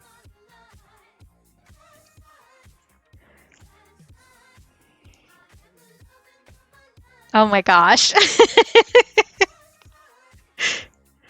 Oh, that's funny. The kebab creature.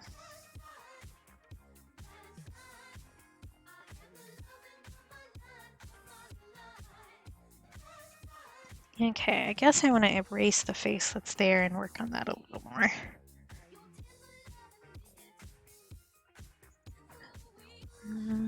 Because the eyes were super not even on that. I was fine with the nose and the mouth is fine. Man, I considered wearing lipstick for you guys and then promptly didn't because I realized, well, I remembered my wine tasting teacher telling me that you weren't supposed to wear anything on your lips whenever you were doing a tasting because it can change what the flavor profile is. And I was like, I'm tasting candy. I need to do this seriously. I can't wear anything on my lips.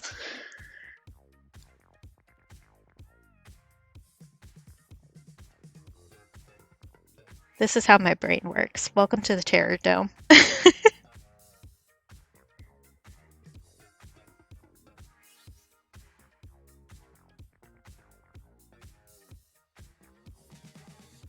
Yeah, see, I did it again. Those are two different sizes. We'll fix it with eyeliner. It'll be fine. There, I think that's better. I did legitimately take a wine tasting class to learn how to do that, and now I don't drink at all, so there you go.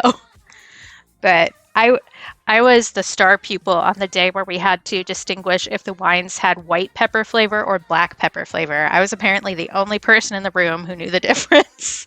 I was so proud of myself. And my teacher was very impressed with me. I mean, as impressed as you can be with like a 24-year-old who's guzzling wine down next to you. But aerating really isn't, it doesn't do the same thing as just letting the wine breathe. Because they have those little aerators that you can pour the wine through that basically twists it around a bit to give it more air exposure, but it actually changes the flavor profile. Fun fact. You gotta do it right, or not at all. Also, everybody keeps their wine too cold. Room temperature means cellar temperature. It does not mean just your room temperature. And most refrigerators are actually significantly colder than what a wine cellar would be kept at. So people are drinking their reds too warm and their whites too cold. Yeah, it wasn't really about necessarily what you like. It was just more about being able to distinguish the different flavors. And I did okay with that. But there were a lot of things that I would say the wrong name for something. So like there's a specific flavor in wine that to me tastes like green peppers. And that's supposed to be like a grass flavor, but it doesn't taste like grass flavor to me. It doesn't taste the way that like fresh cut grass smells. It tastes like green pepper. That drove me bonkers. But I did find out that I like really peppery wines until I stopped drinking red wine because it has more sulfites in it. So if you have continuing sinus problems like ya girl, that doesn't go very well with your face.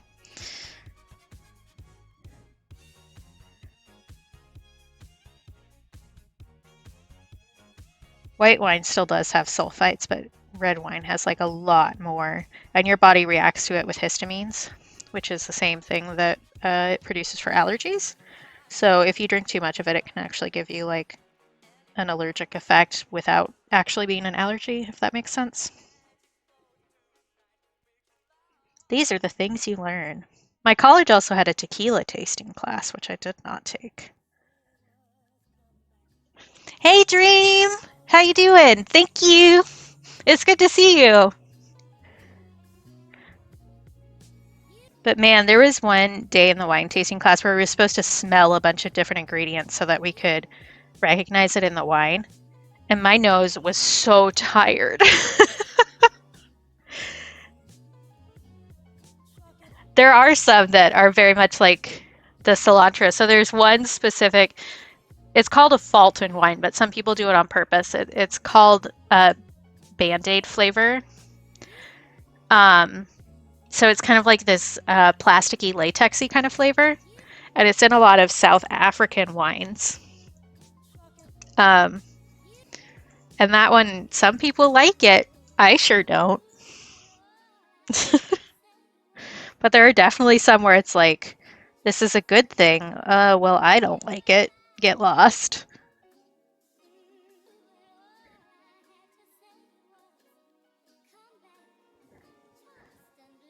Okay. I think that's the only, well, let's do this one in Super Thickums too. My commissions are open. Pay me money, please. Oh, I did finally properly, theoretically, set up Throne and Ko-fi alerts, so those will actually pop up if you decide to get me something.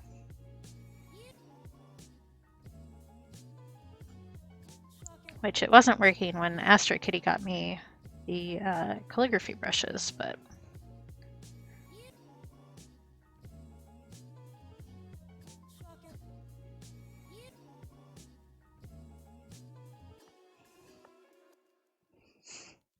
Okay, let's do 0.2 for the rest of these.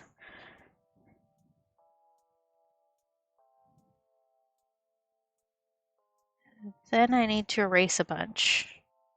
And then maybe we can get some painting done, because I'm still feeling just fine.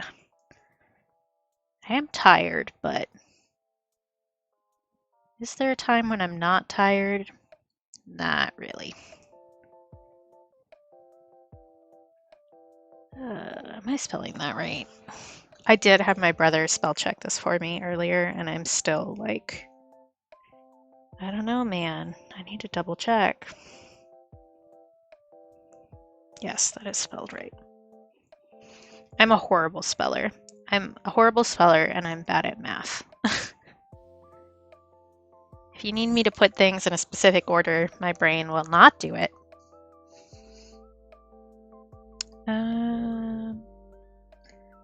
I probably want to work on this first so that I'm not dragging my hand over that. Because my hand is a little sticky for reasons I'm not super clear on. Yeah, I was talking last stream about how I probably have dyscalculia, which is like dyslexia for numbers. Because apparently algebra isn't supposed to be easier than basic sums, and it is for me. Because there's less numbers to get mixed up, so I'm more likely to do it correctly.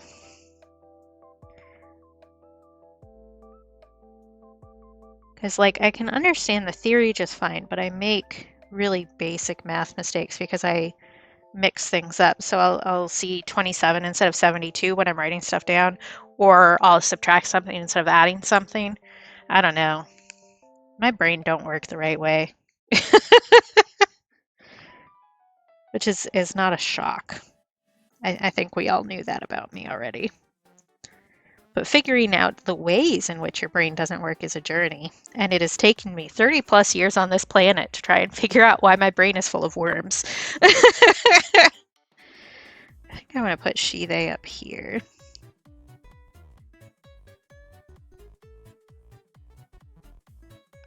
So that the bun isn't so crunched there. Yeah, for sure. It's my mom always called me a Renaissance speller. So one of the things before spelling was standardized was you would just, there were like 30 different ways to spell the same word. And so you can always tell what word I'm trying to say, but I don't always spell it the same way because I'm just like sounding it out. And in English, sounding it out can have 35 different meanings. So, sorry, I'm flipping this around like crazy today. I try not to do that as much, but when I'm streaming. But only so much flippage can be avoided, especially when you're inking. It's easier when you're painting. I think I want that to be flatter.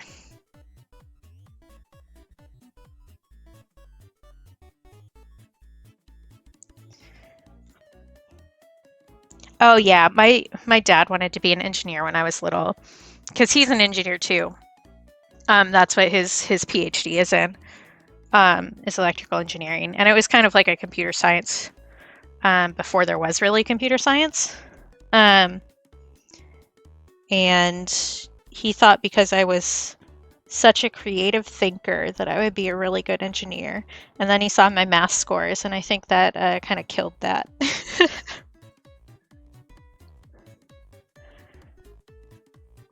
Yeah, I do have trouble spelling in every single language. That's just a fact that I know from having studied current ones.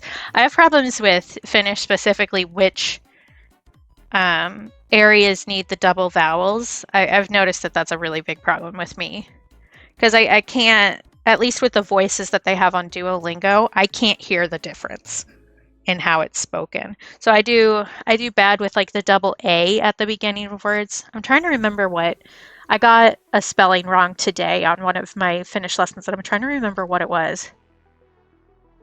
Um, what was it? It was a double I. Sivoame, which I'm pronouncing wrong. But to clean, like to tidy, I spelled that only with one I, and that was wrong. I remember now. Um, and like the double T's and the double K's trip me up sometimes. But it's mostly consistent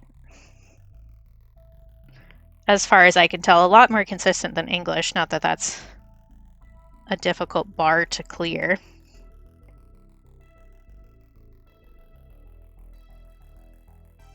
But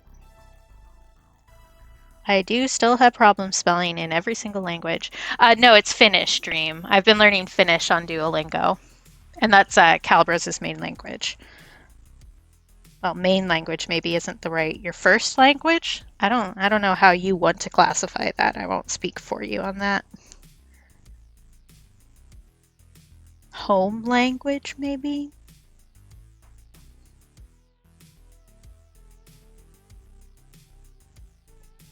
But that's part of the reason why I started learning it. Mother tongue, that's a better way to put it. Thank you. Sometimes words get lost in my brain. in in English, like specifically American English, we really don't have a proper term for that. Native languages could be one, um, but the way, especially in education, that you're told to classify those really doesn't have a way to say you learned both of these languages simultaneously. So you say first language and you say second language. But like for instance, my best friend John, who spoke both English and Spanish growing up, there isn't a word for that they use. So it's like a really inaccurate classification, which can be really frustrating for especially first generation immigrant kids like he was. Because you'll be put in like an ESL, English as a second language class, even though you actually have been speaking English just about as long as you've been speaking Spanish or whatever else your parents speak. And spoiler alert, it's racist.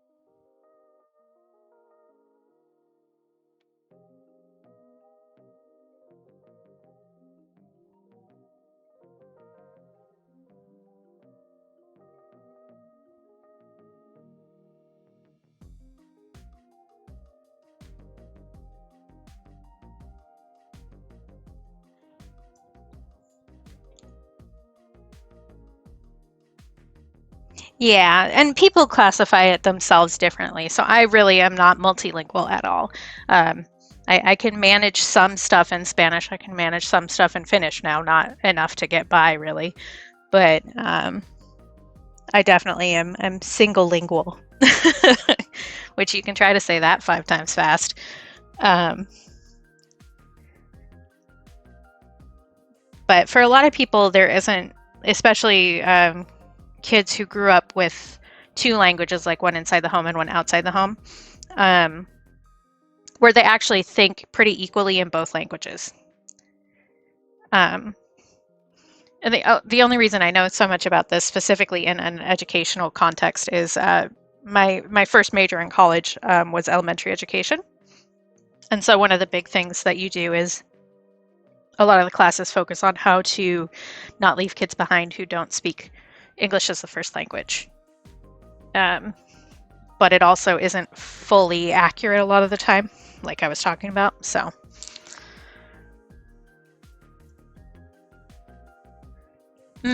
yeah, it's similar in the US where we have ESL that kids get put into pretty early on. I was helping when I was in high school. There was a assistant teacher program that I was part of. So I was helping out in other elementary school classes. So I was helping the teacher out, and I was in charge of helping some ESL students who had just moved into the district and were kind of behind for district standards. I was helping them learn how to read English. But because it's so different from school district to school district, especially in the US, a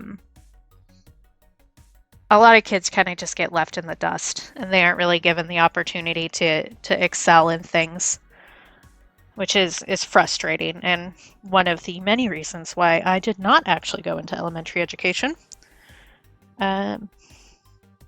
because our school system is actually awful.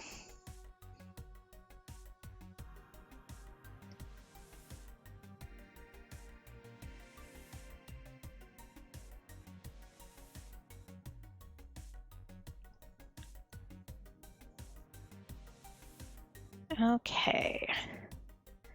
I think doing these little bits and then these little bits, and maybe I want to do the headers for these in the thicker pen to make them a little bit more obvious.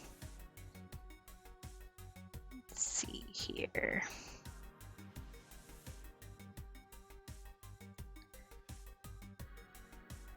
I'm gonna double check that I'm spelling gouache correctly. It's such a weird word. It's got too many vowels in it.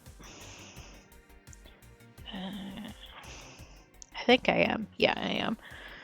It's just like an amalgamation of every vowel in the world.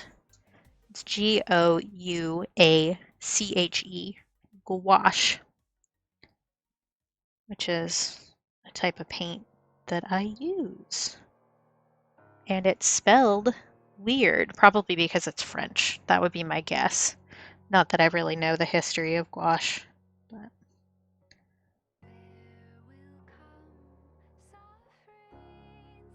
Okay. Fiber. Yeah, ganache. Perfect.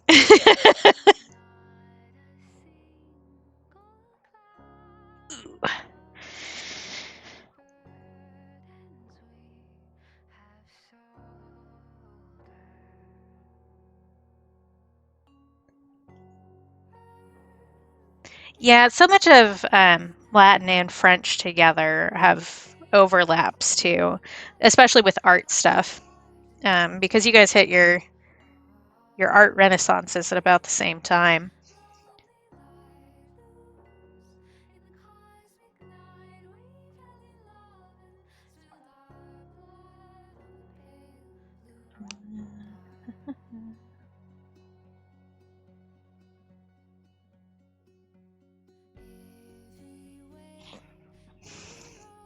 I'm so nervous about my spelling now. I'm going to check like everything, even words that I actually know.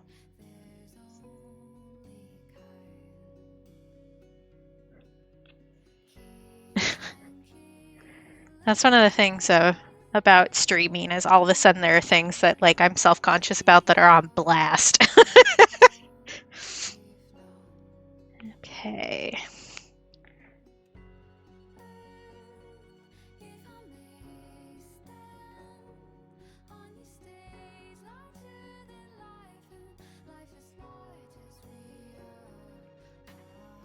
Oh, I didn't write the type of tape.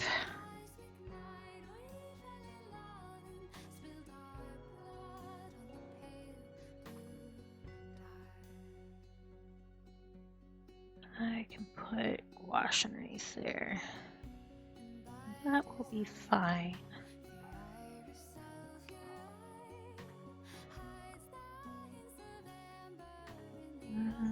Ba-ba-ba-ba-ba.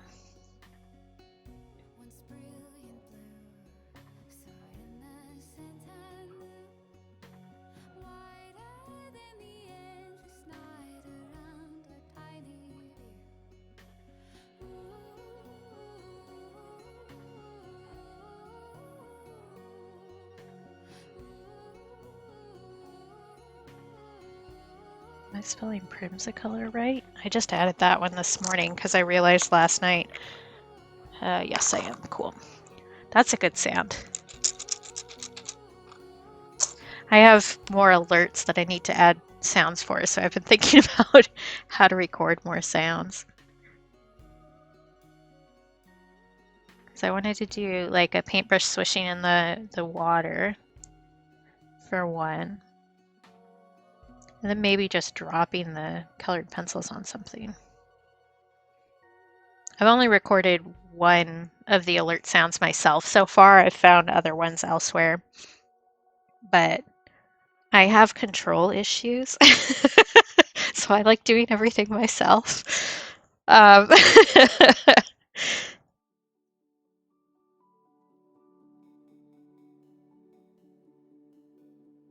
Because that way I can get exactly what I want. Yeah, I know. It's wild. A perfectionist with control issues? Where did that come from? Who would have thunk?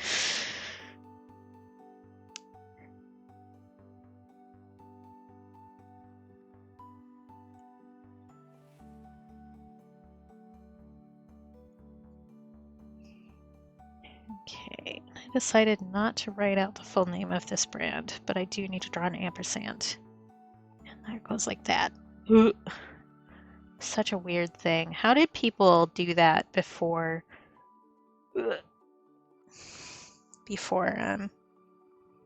type was a thing? Or did I guess I don't know the history of an ampersand. Maybe it only really became a thing when people were doing printing stuff.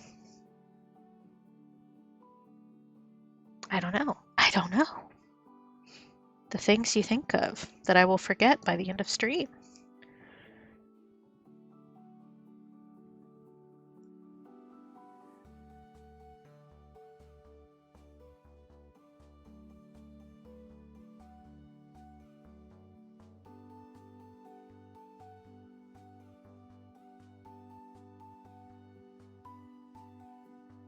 I guess it wouldn't be. Yeah, I'm thinking like the symbol specifically.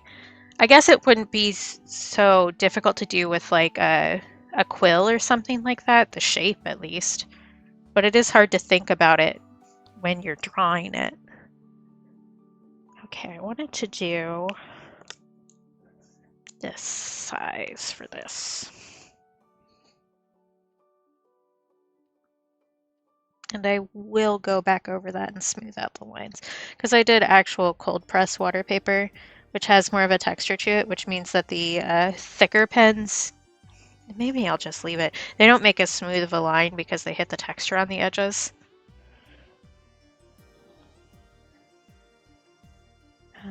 Do I want to do a line there? I don't do one over there. Me?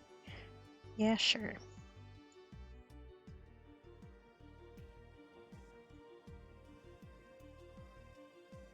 Really? Why? That's such a weird decision. I don't get it. I'm blaming Muskrat. It seems like it would be so hard to brand. I don't know.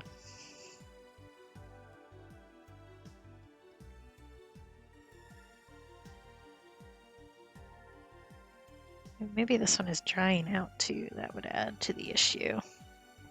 I don't use it super often. I did for a while when I was doing the Year of Lyrics stuff. I used the thicker pen, but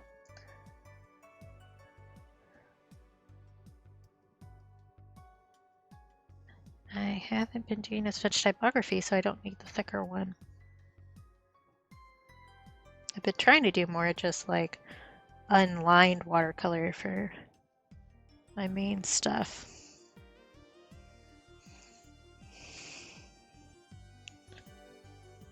Yeah, big same, Cassandora. Oh, maybe, I don't know. Oh, their initials are ET. Okay. That's closer to making sense, but it's still, because like you can't full on copyright or trademark it, right? So how do you protect your brand at that point? Although maybe the laws are different over there and it's not as, maybe I'm being too American minded about it, which is a problem.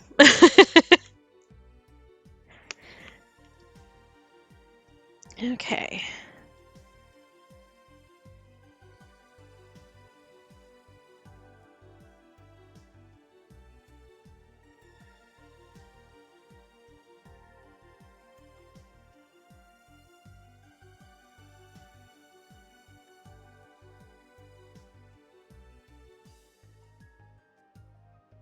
Ugh. I'm of the age where like I slept a little funny and so my neck is wrong.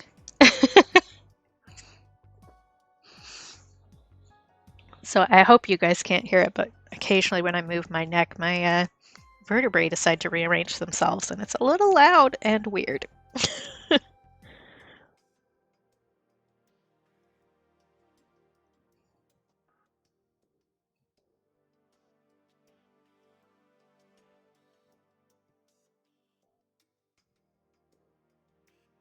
I also had like a lot of caffeine today already.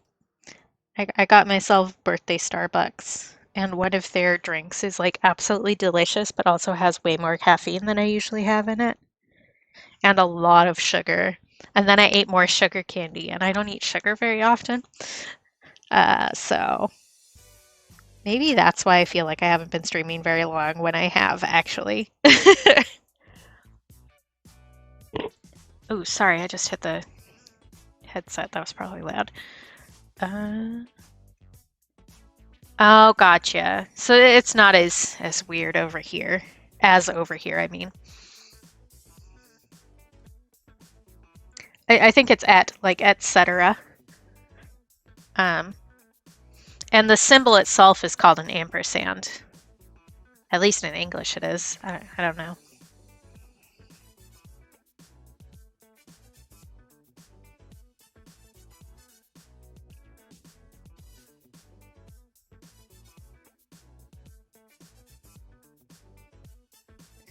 But there are a whole bunch of weird names for things that people don't use elsewhere. Hi, Grim! How you doing? How's the weather near you? Are you guys doing okay? Hydrate on it, stretchy on it, and then I'm gonna have to say something nice about myself, right? Mm-hmm. You've become predictable, my dear. Stretching. Let's see, something nice about myself. What am I feeling lately? You know what? I'm gonna say a kind of dark one. I'm really proud of myself for having survived to 35. I in my late 20s, I did not think I was gonna live this long, not gonna lie to you. But yet here I am, and look at how many people love me and care about me and show up for my freaking birthday. How great is that? That is cool for you. But you guys have like a big windstorm. Are you in the, well, hurricane? Are you in the line of that?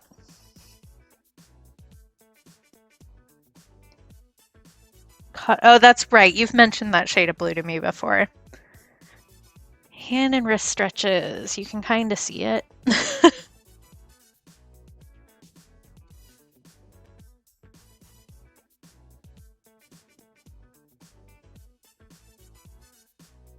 Okay, well that's good. I won't worry about you as hard then, I guess.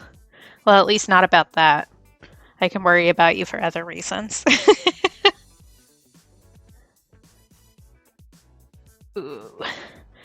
I can tell that I've been embroidering too much lately. One of the things about embroidering is that you have to grip really hard, like right here, and so it makes this part of your wrist like really sore if you do too much of it. And as we all know, I am prone to excess, so I tend to just keep going once I've started something, even if it still hurts. But I did just post the teaser image for the last page of the Advent book project today, which is for Jick, whom I think all of you who are here have heard me mention Jick before. So, yeah. Ooh, that one made my wrist pop. But I usually do a little teaser with the threads and do a who's that Pokemon thing based off the color combo. This one's easy if you know Jick, and if you've been keeping track of the project, you will know what Pokemon has been missing from it so far. Okay, I'm not done yet, but I do need to get up and go to the bathroom. So I am going to do be right back, and I'm going to run some ads so that I earn a grand total of 3 cents or something this stream. So if you want to mute the tab or mute the stream so that you don't have to deal with the capitalism, I'm warning you. I'm warning you now. Okay, so I will be right back, and I won't be very long. It'll just be like 2 minutes.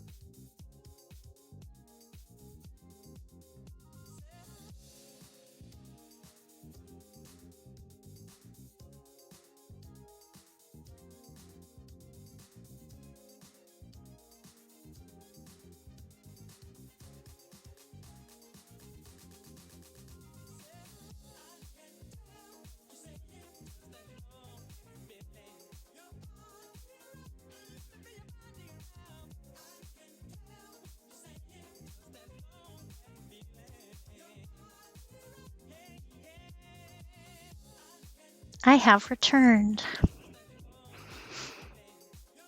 And of course your view is worth something, Calrose. What are you even talking about?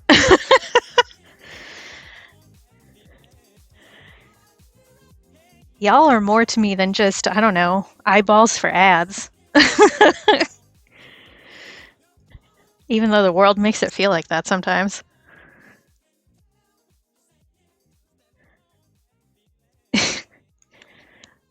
Maybe not to the universe, but to me, you are worth more than the ads that you view. How about that?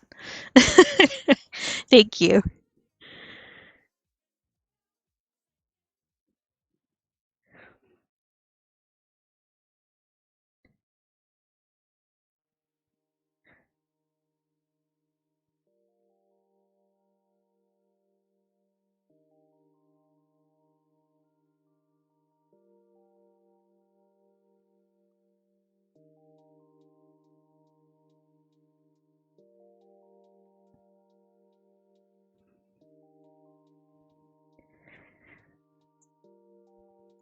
That's fair. You were pretty good at a lot of things though, so like you were one of the few people on this planet who can tell when I'm having a bad day and flirt with me in a way that makes me feel better. Like you are excellent at that.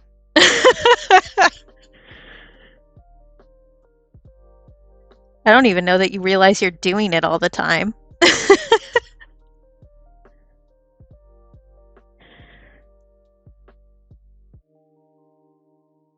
Am I spelling that right?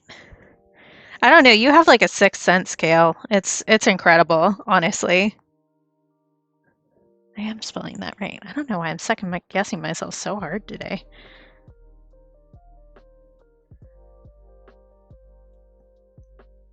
Yeah, there are some ads that are like they hit the right weird level and then they change it to something more boring because the other one didn't work as well with everybody else. Like, does anybody else remember the trolley ads? The like super weird ones that they've been playing since like 2007, where there's like a dog made out of gummy worms and they pull his head off and more gummy worms come out and they eat them? That ad worked incredibly well, as you can tell by me still remembering it, however many years later. And I won't say that I liked it per se, but it did make an impression. They did that with Skittles commercials for a while too, where they had really weird ones where there was like Skittle pox that made people break out with Skittles on their skin, and other people would peel the Skittles off and eat them. That one's still stuck in my brain.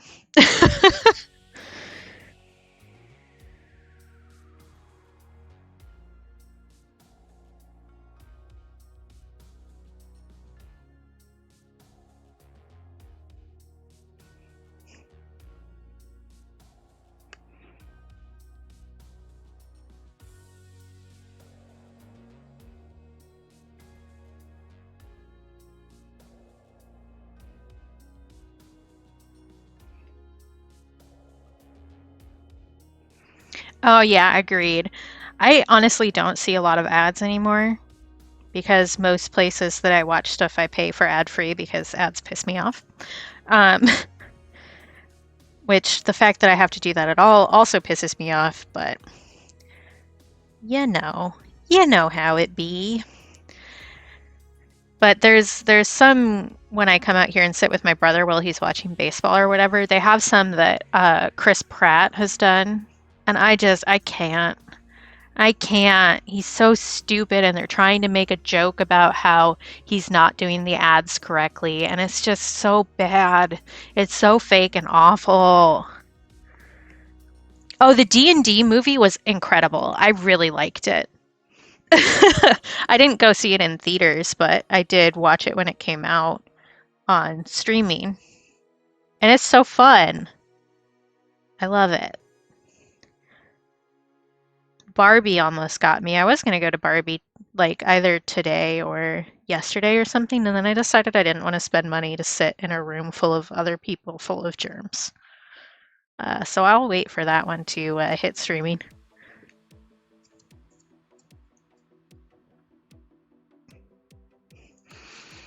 Oh, interesting dream. We get Alaska specifically counts as Pacific Northwest for a lot of TV ads, like cable ads. And so we'll get ads for stuff that aren't actually up here. Oh, Geico is an insurance company. Their commercials are usually pretty amusing at least. They used to be funnier, and they've stopped being as funny. I think as the ad form has gotten shorter, they've gotten less amusing. But they do like insurance and car insurance and stuff like that.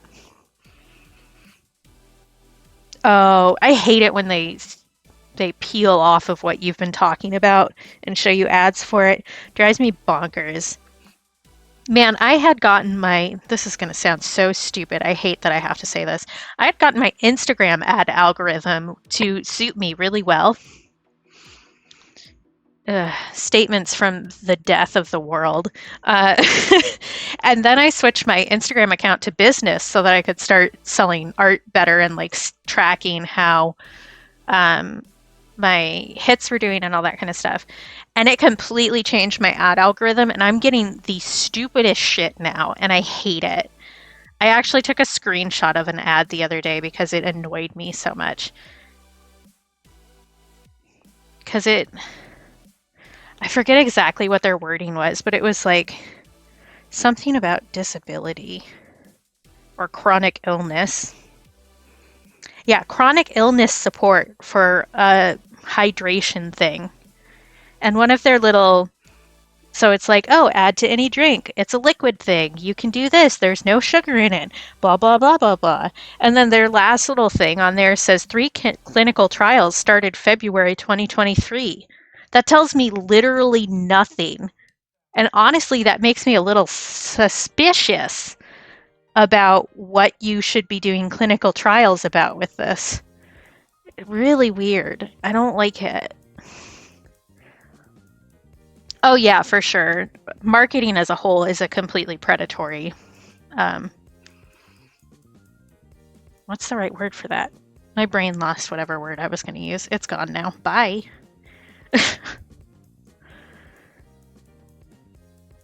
Predatory concept, I guess, works. Oh, that's a bad E. Oops.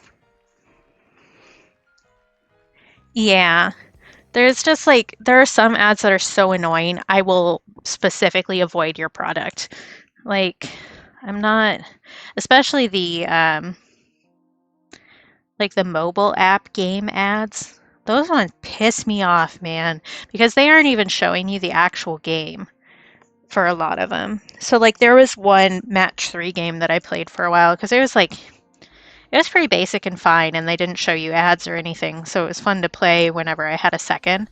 And then they started doing ads that made them look like a completely different game, and I immediately deleted it and rated it a 1 in the app shop, and I was like, they're lying about what this is in the ads, and I hate it. Bye. Yeah, same. There's some things that I have brand loyalty to, but they're ones that are like really well established brands that haven't needed to market aggressively in a really long time. So like Heinz ketchup, in my opinion, is better than non-name brand ketchup. And like Diet Cola and root beer are ones that I'm brand specific on. So many root beers have like so like Shasta, which is a local store brand in Oregon and probably the rest of the Pacific Northwest.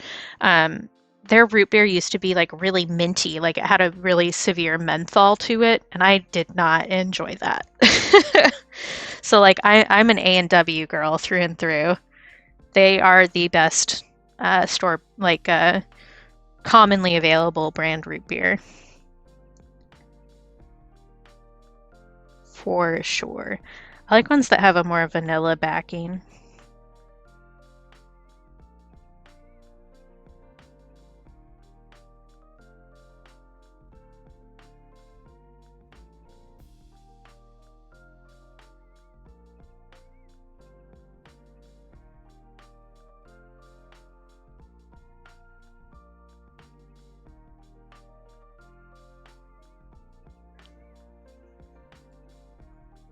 Yeah, that's fair. Heinz is like super popular in the US. Like they're the brand for ketchup. Um, and actually, it was create the Heinz brand started near where my dad lives now, so I run into that stuff everywhere. So the Heinz label, like the weird label shape, is actually the same shape as the road signs on Pennsylvania highways and stuff like that. So what's weird about ketchup is that like the Heinz style ketchup, tomato ketchup, isn't what ketchup used to be. Like historically, that's not what ketchup is. Ketchup started more um, uh, like a fish sauce kind of condiment that was made um, in South Asian countries. And then the US got in and was like, let's put some ketchup in there. Like tomatoes? Yes, let's go. And completely changed the concept of what it is. There's actually banana ketchup was a thing. You can probably still buy that in some places, but that was like more common. It's absolutely wild. Yeah, I love mustard, but I also love ketchup. They're both good. Oh, that reminds me, in my book last night, I'm reading this book that's based in Britain. And there was some offhand comment about what sauce this guy wanted with his food. And it was like, do you want red, yellow, brown, or no sauce? And I'm like, what the fuck does that mean? Do you guys just refer to certain sauces as the color? What does it mean? Which are they? I meant to Google that and then I didn't. I need to remember to do that later. Like I can totally understand referring to sauces as colors, but to have it be that standard, and I was like, what are they though? I think you'd probably like ketchup that was more vinegar based versus sweeter, just as a guess from what I know about what other foods you like. Because there are some that are a lot more vinegary. Yeah, brown sauce, maybe gravy was my thinking. Like that was the only one that really made sense to me.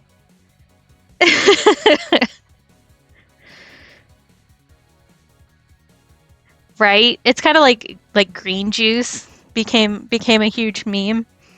And I did do I was a juice girl for a while. I have an actual juicer. That's a thing.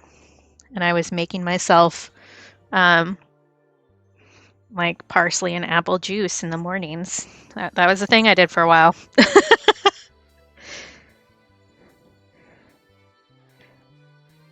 But I don't know. I don't it was just such an aside thing, like it wasn't commented on at all. It's not the point of the book even a little, but it distracted me so much.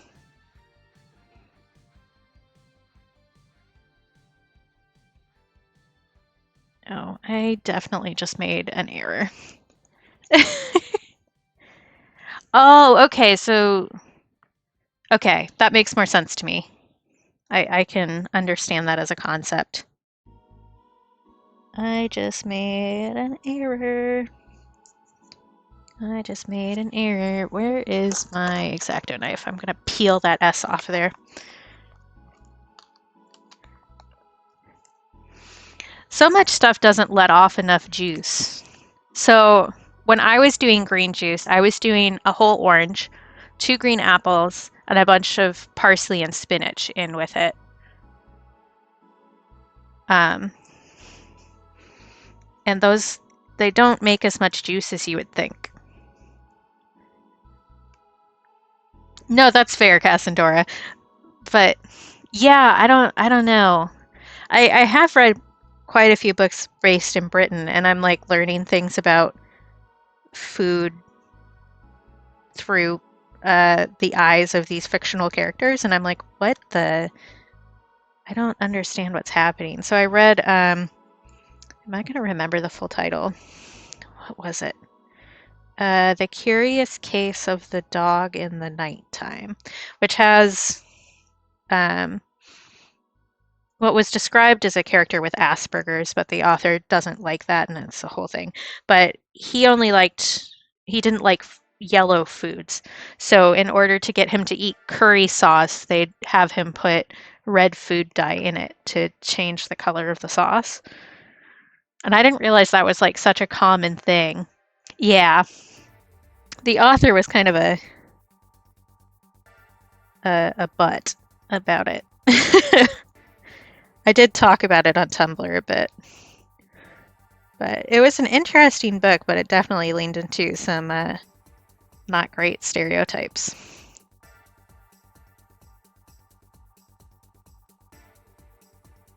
There, see, good as new. You can't tell that I put an S on the end of beverage. I just scraped it off with a knife. If I was doing like actual color on top of that, that would not work, but I'm not, so it does work. Because it'll make the way the water and the pigment absorb into the paper different. So it would make the pigment on that spot a lot darker. But sometimes you can get away with it.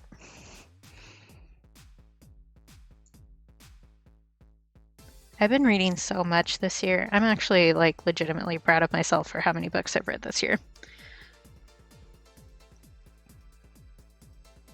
It's in the 50s. I don't remember the exact number, but I've read like 53 maybe books so far this year, which is a lot considering how much other stuff I've been doing too.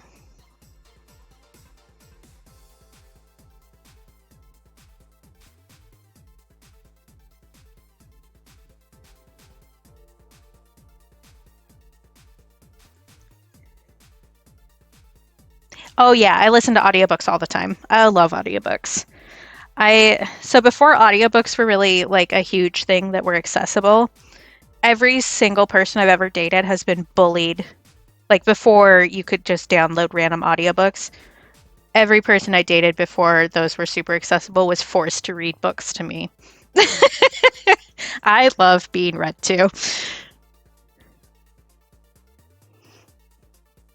That's fair. Like, it's not for everybody and it doesn't work with everybody's brain, reading in general. And it takes a lot of like time and effort. But I made a commitment. So it was kind of like a New Year's resolution, but I don't put numbers on my New Year's resolutions. I just kind of say I want to do more of X thing. So year before last was I wanted to play more indie games, and this year was I expanded it to say that I wanted to experience more new media as a whole, because I have a tendency to reread and rewatch the same things over and over again, which isn't bad. I'd just been in like a loop of I watched Hell's Kitchen maybe all the way through, like all 20 seasons, maybe 9 times in a row last year. And I needed to mix it up a little bit. Yeah, I think it's different for different books. So there are some books that I've listened to that allowed me to work on things with my hands while I was listening to the book, which helped me process it. And then some I really need to see the text and read it.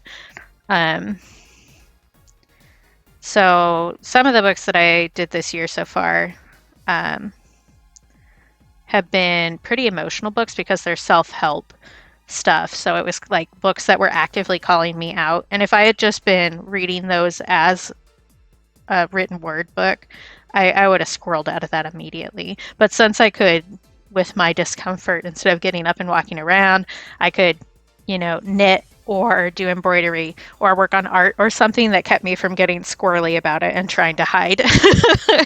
So that works really well. But some books with like really big vocabularies or something like that, I really need to like read an actual physical script of. Although I have been doing a lot of ebooks too, because I've been doing a lot of stuff through the library, and our library up here is reasonable, but it's not like huge. So what I did was I have a library card to my local library, like Anchorage Library, and then I also pay $50 to have a library card in Queens, New York, which is a lot. A few libraries in New York do that, where you can pay them a fee to access their digital stuff if you don't live in the area. And that has been just like an absolute godsend. They have so many books. And it's stuff that like my library wouldn't get a lot of use out of if I requested them. Which I have requested books from them this year too, actually. So far, I'm hitting 100% for books requested and books bought by my library. I'm wondering if not a lot of people bother to request stuff.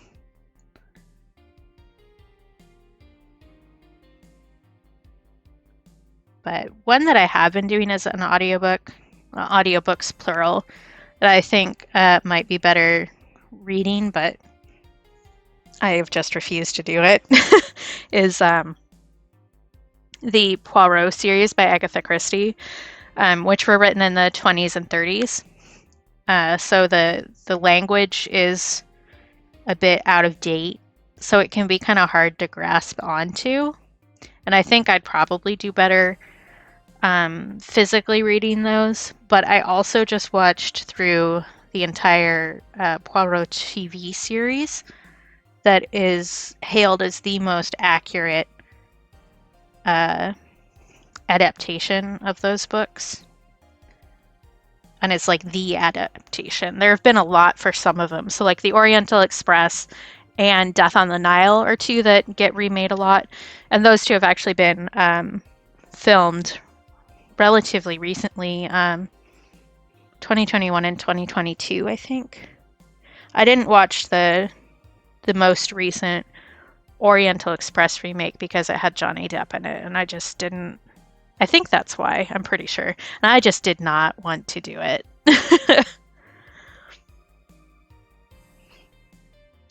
Oh yeah, so I'm a true crime girly. It doesn't keep me up at night though. You can tell how mentally ill I am because I find true crime relaxing, actually. I don't know. I find it reassuring in a weird way that somebody could just come out of nowhere and murder me, which is how you can tell I'm really messed up in the head.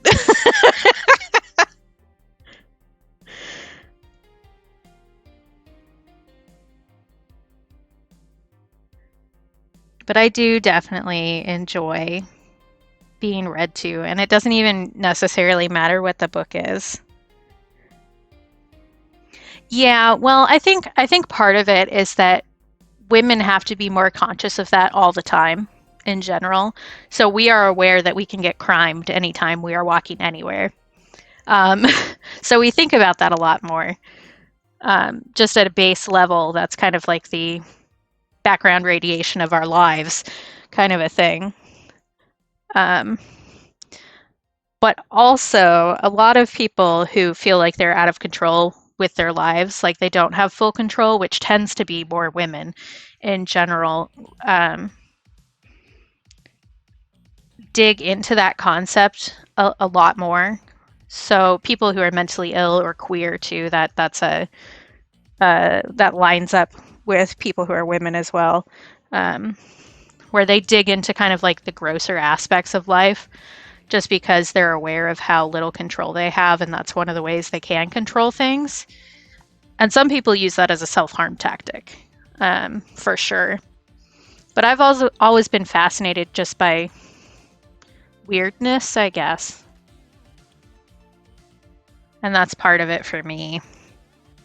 Like we, in my high school, we had to do like a thesis level research paper. I did mine on Jack the Ripper, and then the portrayal of sociopaths in popular media, which meant that I was reading a lot of really weird things for my entire junior year of high school.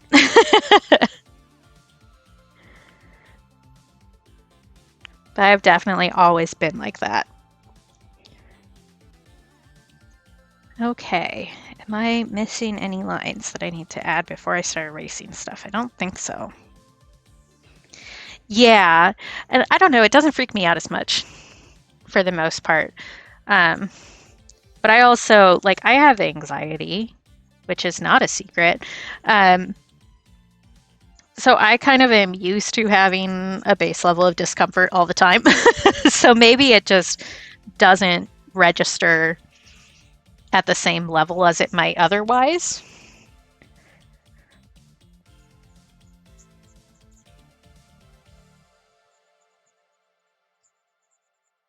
But I definitely, so one of the shows that I love putting on in the background when I'm like taking a nap or chilling or whatever is called Forensic Files. And there's like so many episodes of it. It ran for like 21 seasons. And it's all about crimes and how they were solved using forensic science. And that's the show that I listen to when I can't sleep. Yeah, that's fair. I also study history a lot. And the majority of history is just atrocities, especially U.S. history. Not that other places are free of that either, but atrocities on a pretty base level against humanity. So one of the things that, again, this is not a mentally healthy way to look at things. I'm going to preface with that. I'm aware of that. I feel like one of the important things that I do with both history and true crime stuff is taking a moment to think about the victims of stuff like that as actual people. Because a lot of times, I think, especially the way some of like true crime TikTok, for instance, tries to feed off of these events, it kind of loses the humanity of the people involved. So like, for a long time, I had a planner where I'd write important historical things that happened on the days in question. And a lot of the times I'd focus on people who died. So like bombings in the US and stuff like that, which there are a lot of from every era. And a lot of the times you'd have to look up the names of the people who actually died and stuff. So like during the civil rights movement, most everybody who has studied history can say, oh, 4 little girls died in this bombing of this church. But it's more difficult to try and find the names of the little girls who died. So I'd write their names in my planner because it's like their names get forgotten because it was such an important historical event. So it ends up getting so removed from the actual people involved that I think taking a moment to remember that there are people involved at every point in history, at every atrocity. There's somebody who didn't come home. There's somebody whose favorite color was pink, that kind of stuff. And that's part of why I went into anthropology too. It's because looking at like remembering everybody's a person and everybody comes from somewhere, which I think gets lost in a lot of those messages. So I try to take a moment to actually do that.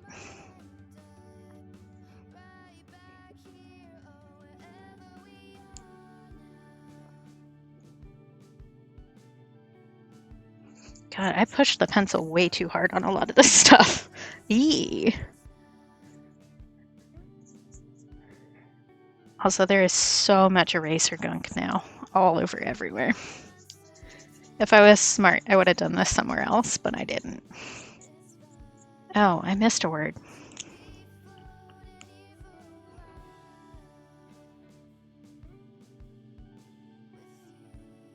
There we go. Adoy.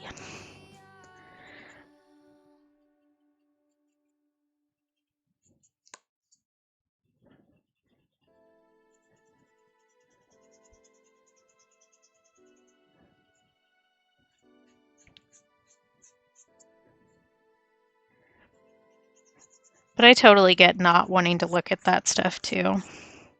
I'm just a weird kid. I was always weird that way. So like, I got obsessed with the potato famine at one point as a kid. And I was reading, my last name's Driscoll. We come from Irish folk, right? So potatoes and the Irish famine, I decided to latch onto. To the point where I was eating raw potatoes for breakfast because that's what Irish potato farmers did in the field. I'm just weird. I'm weird, especially with history. And I think that translates to true crime stuff too, because it's history. It may be weird history, but it's still history. But like one of my first special interests was the Oregon Trail, which is a little less weird when you know that I grew up in Oregon, right? So we're getting taught that stuff in school like all the time. You want to see a pile of eraser gunk? Look at that. Yummy. But like I was reading firsthand diaries of people who died on the Oregon Trail starting at like 8. I was a normal child. I was always normal. I don't know what you're talking about. But I've really always been drawn to that kind of stuff. I was a morbid kid, man.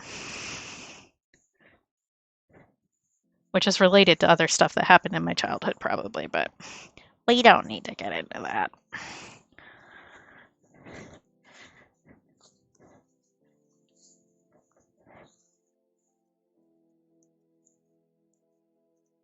I love gum erasers because they're so much gentler on the paper, but they also really make a lot of stuff.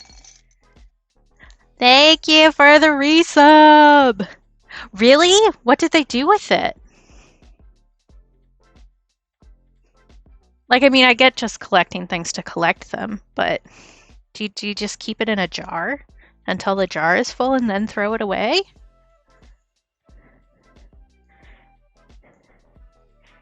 I'm brushing this off the table and I have absolutely no place that makes sense to put it.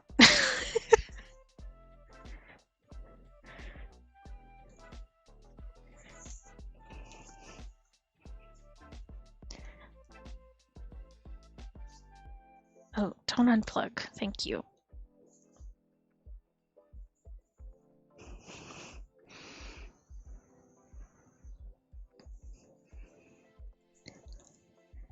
Yeah, fair. I can't judge. I collect weird things. I still have some an envelope of fancy paper somewhere in the world that I've had since I was in elementary school. It has moved states.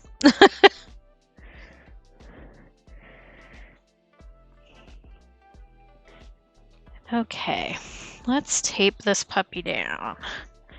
I would like to do the skirt, at least since I'm wearing it today, so I can color match vaguely while I'm wearing it. I usually don't wear skirts when I stream because I'm sitting on the floor. So, and I'm paranoid about the camera suddenly turning and then everybody sees my butt and then I get banned on Twitch.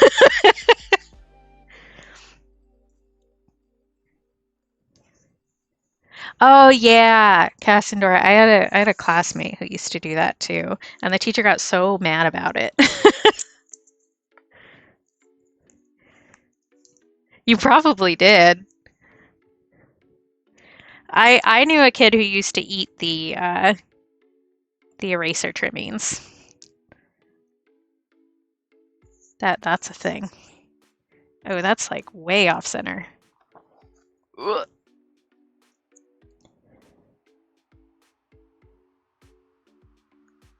There. Now that's also off center. What am I doing? Maybe that's a sign. This is bigger than I have been doing stuff because this camera stand sucks butt. Yeah, you can actually see the little clip it comes with. Hi.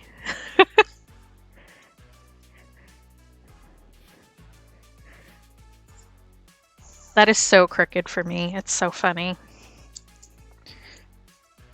It's not as crooked on camera.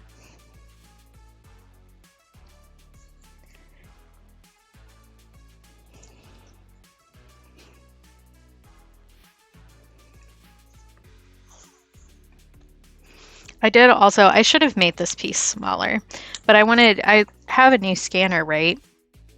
So before, when I was doing art, it was limited to the scanner size because it was what I could scan. Like you can do bigger pieces, and then piece them together. And I was like, I don't have the patience to do that. So my The scanner that I had was 8.5 by 11. So that was as big as my art was going to get. But now I have like a big flatbed scanner, so I can make art super big if I want to. And I didn't think it through because this doesn't fit in my accordion file that I have all my art in. So if I store it in there, it's going to get bent on the top, which isn't that big a deal. It's not like I'm selling the original of this or anything, or the print. That would be weird. I don't know if somebody would like want to buy that, but I would feel weird about it. But I realized that when I went to store it after stream on Friday, and I was like, oh, an error has been made. Okay. Where is everything? I'm gonna start tearing up the carpet in that room tomorrow that I'm gonna set up my studio in, and I'm so excited to actually have a proper space. Hi, Georgie. Thank you. It's good to see you. It's been a little bit. Okay, I want to do the skirt. That's what we're focusing on. And I definitely erased this line after I spent so long working on it. There, that's better. It was where I kept my rabbits, which was a long time ago. And every time I went to clean it up, I would end up in a depression spiral. And now I'm healthy enough that I was actually able to clean it out fully. And so I need to tear up the carpet and replace it. Because they ate a lot more of that carpet than I realized. They were very good at hiding it from me. So I need to tear up the carpet and reseal the floor and replace the flooring in there. But once I get that carpet torn up, I'm probably going to set up my desk in there anyway. Because it should, hopefully, fingers crossed, it's just concrete underneath the carpet padding. Which is fine. I can live on some cold concrete for a while. That's not a big deal. Until I can afford to and decide what I want to put in there. But I had 2 rabbits, Wash and Zoe. And they've both been gone for a while now. They both lived long lives. I think Wash's was definitely happy. I think Zoe was less happy about existence, but she'd had a rough upbringing. Her name was Stewette before I got her. So she was supposed to be a stew rabbit. And then they discovered she was a girl and got rid of her. And she was always like really ear shy too, so you could tell that people had been picking her up by the ears before she was rescued. Not great. Okay, so the bottom of this is black, and then it has a kind of reddy pink, and then we have a yellow into a purple ombre here. The specific skirt style. This specific skirt style is called Desert Sky, and I decided I wanted to do that one because I thought it was pretty, even though it's not the one I wear the most often. The one I wear the most often is a B skirt, and the design for that is like a lot more complicated. And I started sketching it, and then I was like, I'm not about this life. That's not happening. But yeah, she had a rough life, but she landed with me when she was just barely into adulthood. And so she was safe for the rest of her life for sure, but she definitely did not trust people very well. Wash, on the other hand, who was my other rabbit, that was my little baby boy. I'm trying to decide what color I want to do for these. I think I want to do this red with some maroon for the bottom. But he used to like sit in my shirt. There's still a GIF I made on Tumblr forever ago of him in my zipped up sweatshirt, and he's just sitting in my shirt having a nap.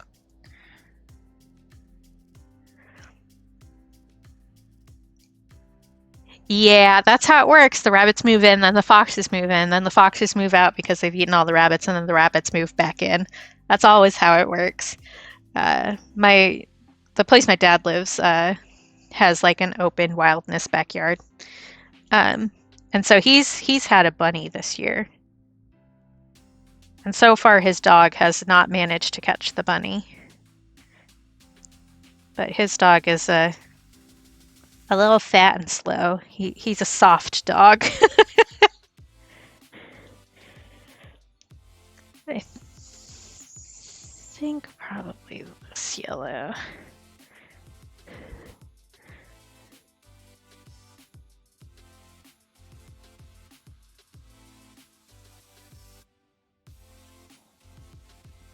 And opera pink and then purple.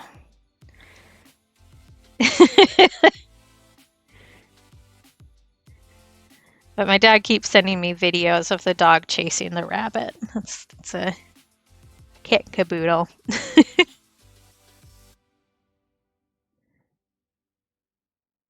I think I'm not going to do justice to this skirt, but I also don't think Maya will care since I'm giving her free advertising.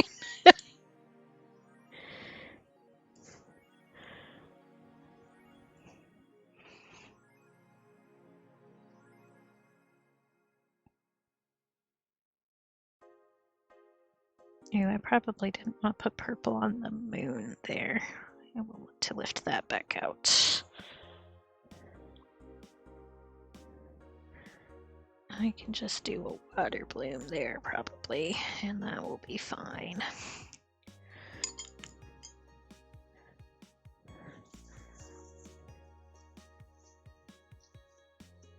Oh, usually the babies tend to be similar sizes, but you can always get the weird one out. You can also get mixed litters with rabbits, where part of the litter is with one dad and part is with another. So that could be a possibility too. It's rare-ish, but it does happen.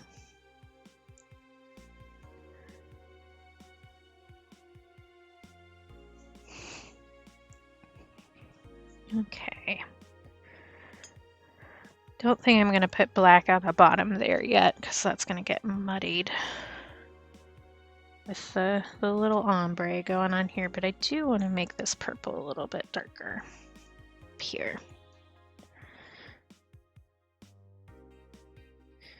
I also need to be careful not to get it too close to the moon, otherwise I'm going to have to do that again.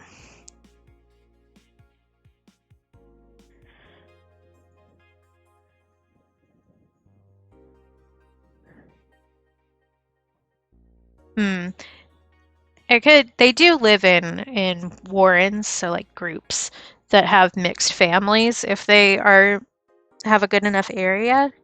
So it could be that it's somebody else's baby that she was just watching too, because they do raise like a community in the wild.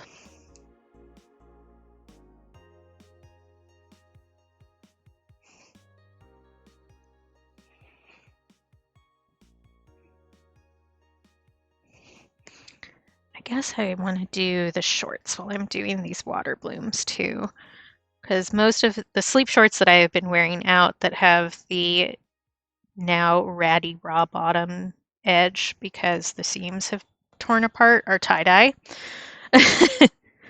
And a good way to do that is just to do blooms of color here.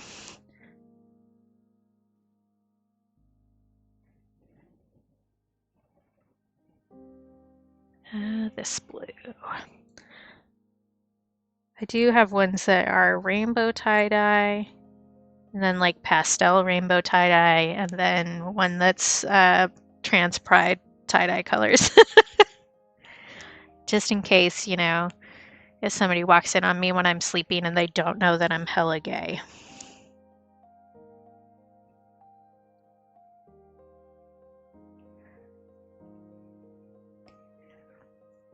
Oh yeah.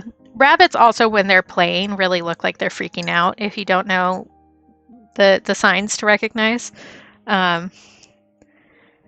So if you just see them jump up and kind of wiggle around in the air and then land, that's them actually having a good time, even though it kind of looks like maybe something startled them and they started rolling around to try and figure out what's going on.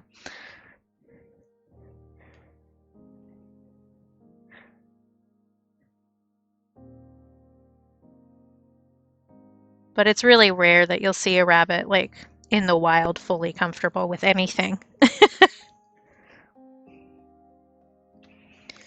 Because when they're like actually fully comfortable, they'll flop over on their side and expose their belly.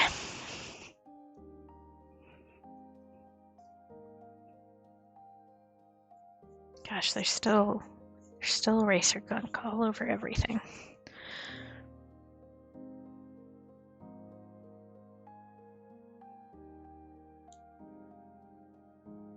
Let's see. Let's grab a smaller paintbrush and do the pride rings right now.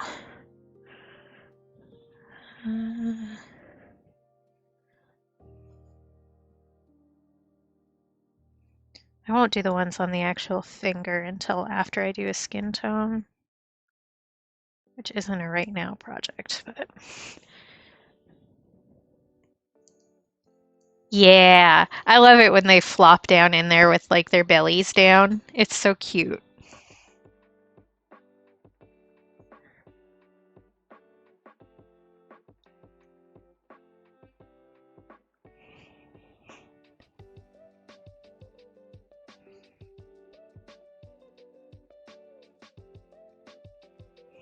I do miss having rabbits. They were good pets, but they are, at least the ones I had, were pretty destructive. Hence me having to tear up a bunch of flooring. They are a lot more personable than people expect them to be.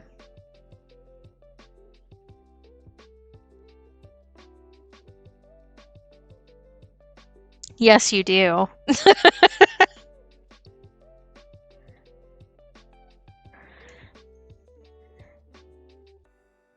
You are personable.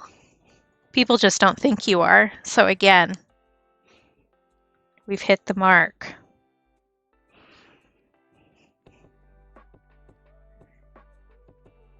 Although you do a fair amount of work to make sure people don't think you're personable.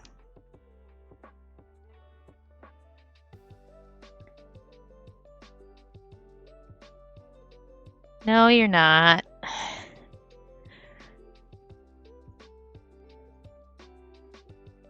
Yeah, that's fair. We don't, the rabbits that we have up here, the main quote unquote wild rabbits are actually a bunch of feral rabbits because somebody let loose their pets. When I went to Valdez, Alaska, which is a nice little town, they have a huge rabbit problem, or did the last time I was there. And they have rabbits of all different colors. But they're really sweet. Like they'll come up and sit with you and beg you for treats and stuff. They're pretty cute. I mean, it's bad for the environment, but also they're adorable. So.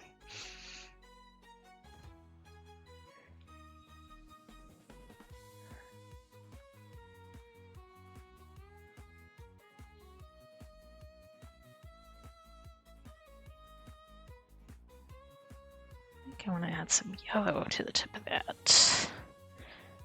This is vaguely similar to the Procreate symbol, but I am not making it one for one at all. Because it doesn't need to be.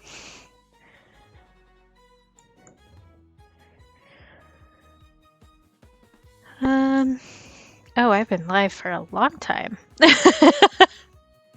Caffeine and sugar for the win. Okay, okay. I can work on that a little bit more just to get the base colors in on there.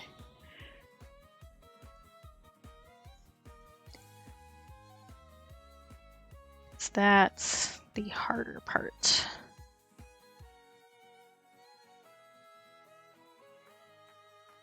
Then I'll probably continue working on this on Friday.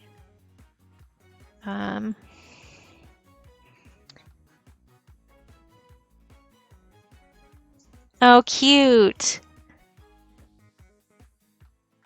Squirrels are very cute.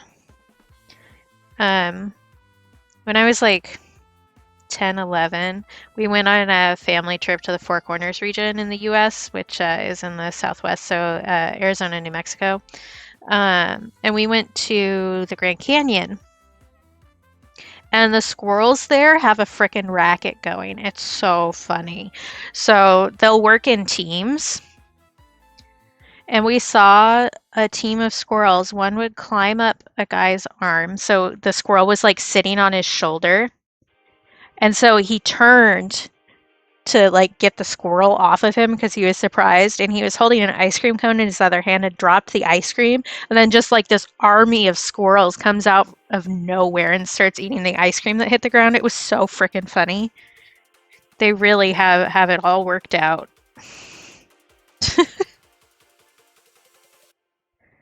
Oh yeah, that's fair. There are so many things that just look sad when they're wet. My dad had to wash the dog, give the dog a bath the other day, and sent me a photo. And it's just like the saddest, wettest beast you've ever seen in your life. And his eyes are huge. He seriously looks like the pleading emoji. It's so funny. He's so sad. Let him out of the sink.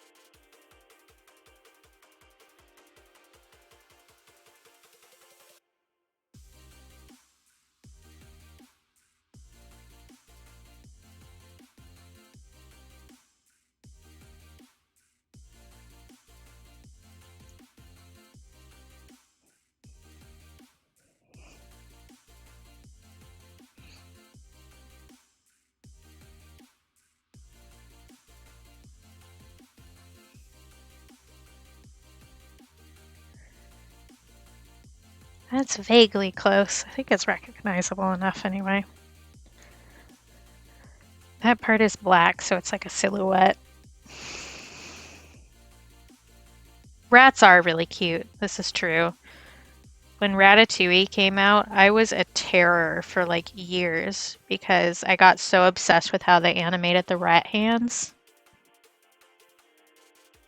that I would be wandering around the house just doing this with my hands, going, little rat hands, little rat hands, little rat hands.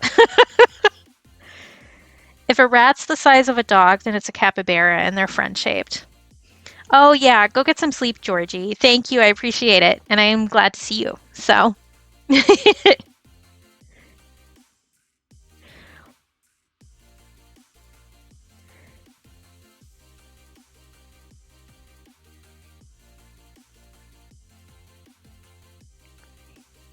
That's fair. That's fair. I'm thinking of like actual pet rats. We don't actually have rats in Alaska. You aren't allowed to have rats because they haven't survived in the wild, so we aren't supposed to have any at all, which people ignore. But considering we're a shipping port and we haven't been overrun by rats so far, it's pretty impressive.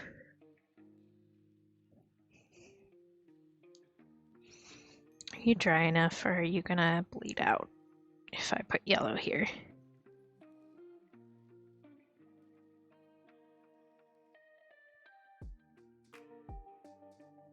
A little bit, but not too bad, I think. That's fine. I do like rats. They're cute, but I like things of the rodent persuasion. I think they're adorable. So I also wanted a ferret, actually. That was actually how I convinced my dad to let me have rabbits, because I still lived with him when I got the rabbits. I said, well, I want a ferret. I want a ferret. I want a ferret. And he was like, they're so stinky. They're so stinky. And I was like, okay, well, how about a rabbit? I played it.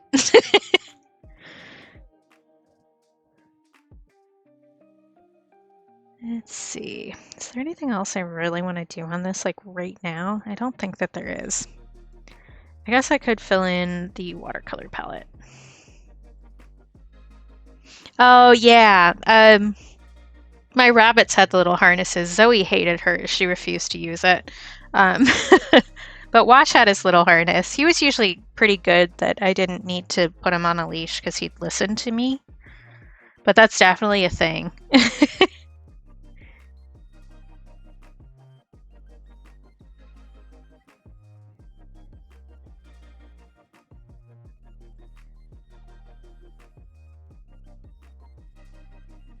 So I didn't quite do this palette as a 1-for-1, so I can't do all the colors that I have in here on the top row, but I know which one I'm going to skip, so it's fine.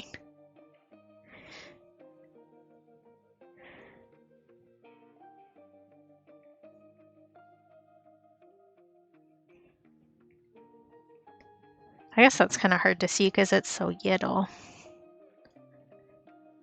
Next time we can do a zoom in on what part I'm actually working on, although knowing me, I'm not going to stick to one spot of the canvas and it's going to be a nightmare.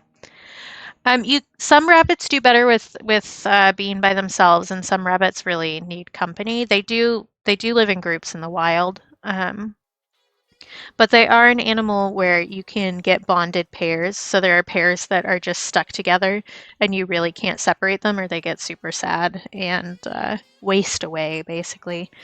So I got Wash first, and then I got Zoe with the plan on bonding them, and then they frickin' hated each other.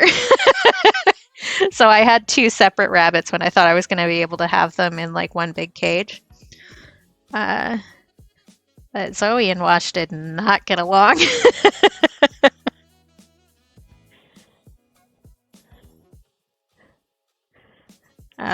Wash ended up with a chunk bitten out of his nose at one point, actually, because he would not leave her alone.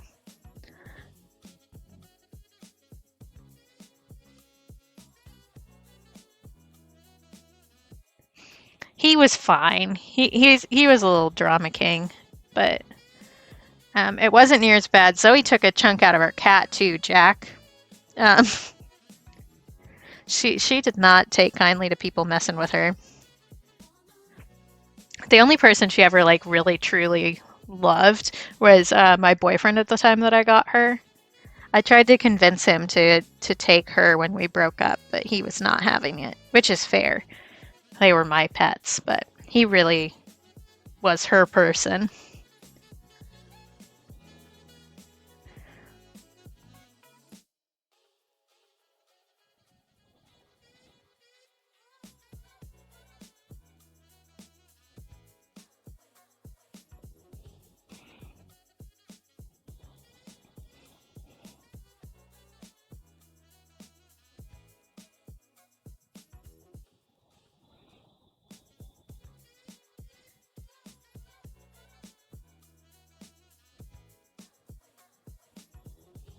I guess I'm just going to take some of the colors that I have mixed on here that I haven't wiped off and do the same thing on the palette on there because I think that would be cool. And I will show you that in just a moment so that you can see what I'm doing. That was not enough pigment and too much water. There we go.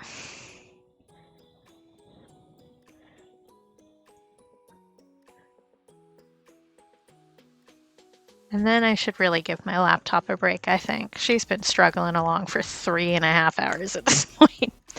So I have these colors that are mixed in the middle. So I have the straight pigments along the edges and the dips.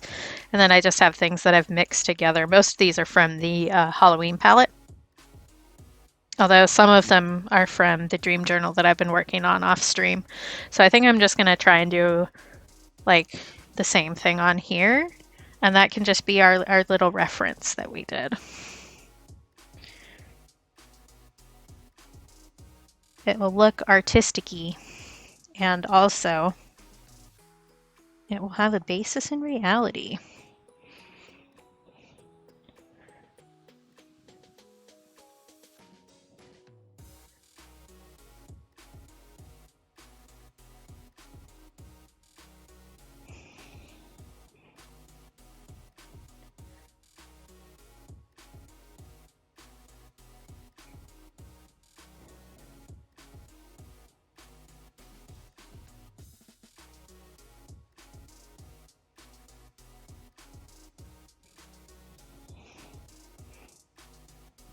One of the things I really like about this palette is the amount of space I have to mix colors while still keeping my pigments pretty much separate.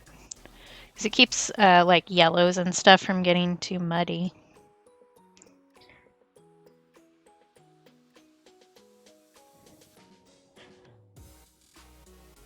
And then it's porcelain, so it's like super easy to wipe off.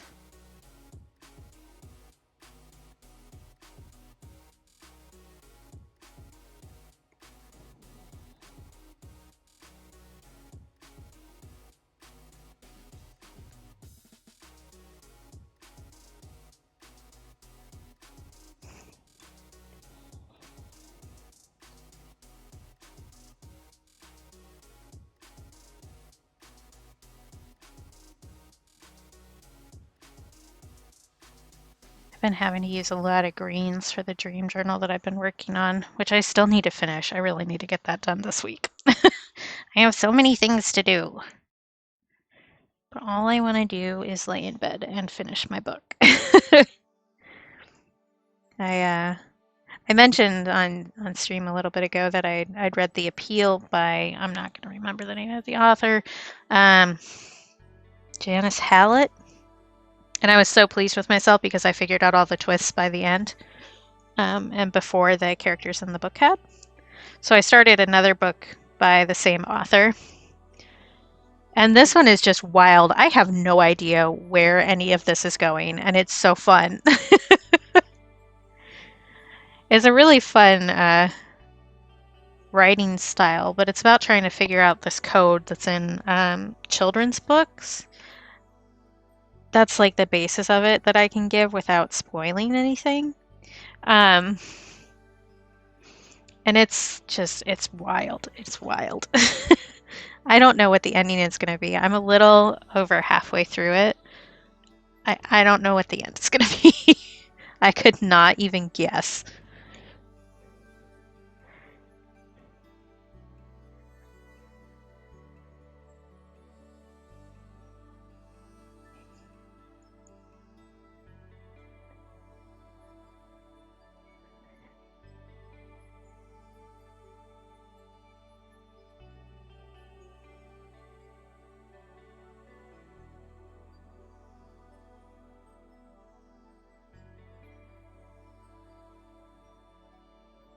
All right.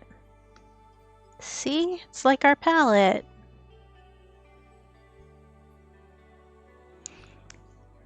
Okay, I'm going to move the open thing of paint water out of the way so I don't knock it onto this artwork. And then I'm going to see who's live. I need to mute the tab first so that I don't blast your eardrums out.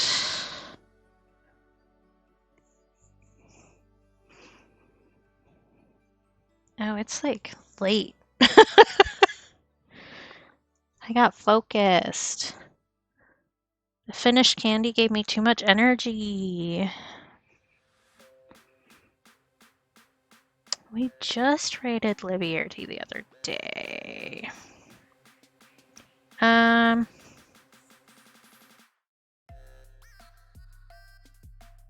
Oh. Wow, those recommendations are actually good recommendations for once. Oh, I don't like that game, though. Maybe I don't want to raid anybody. Maybe I just want to end and run away.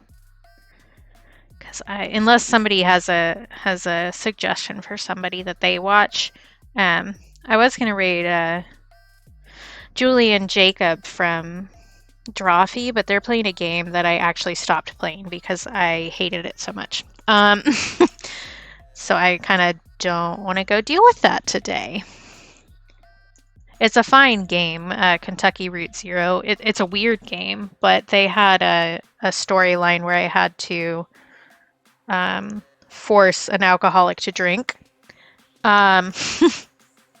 And I decided that was the final straw for me. Because for those who don't know, my mom was an alcoholic, and that's what actually led to her death earlier this year. So I decided that I did not want to do that anymore. And so I'd rather not go and watch that today, which I'm sure you all will understand. Yeah, you had to watch the guy through a relapse, and I was partway through it, and I was like, I can't do this anymore. I'm not putting myself through this.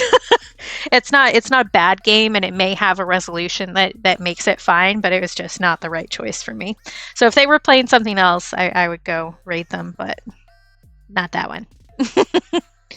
um, I guess we can go raid Libierty again. We just raided them the other day, but they're super nice. There's also somebody who I haven't watched in like a million years who's on. But yeah, let's just do Libierty. I like them. They're nice.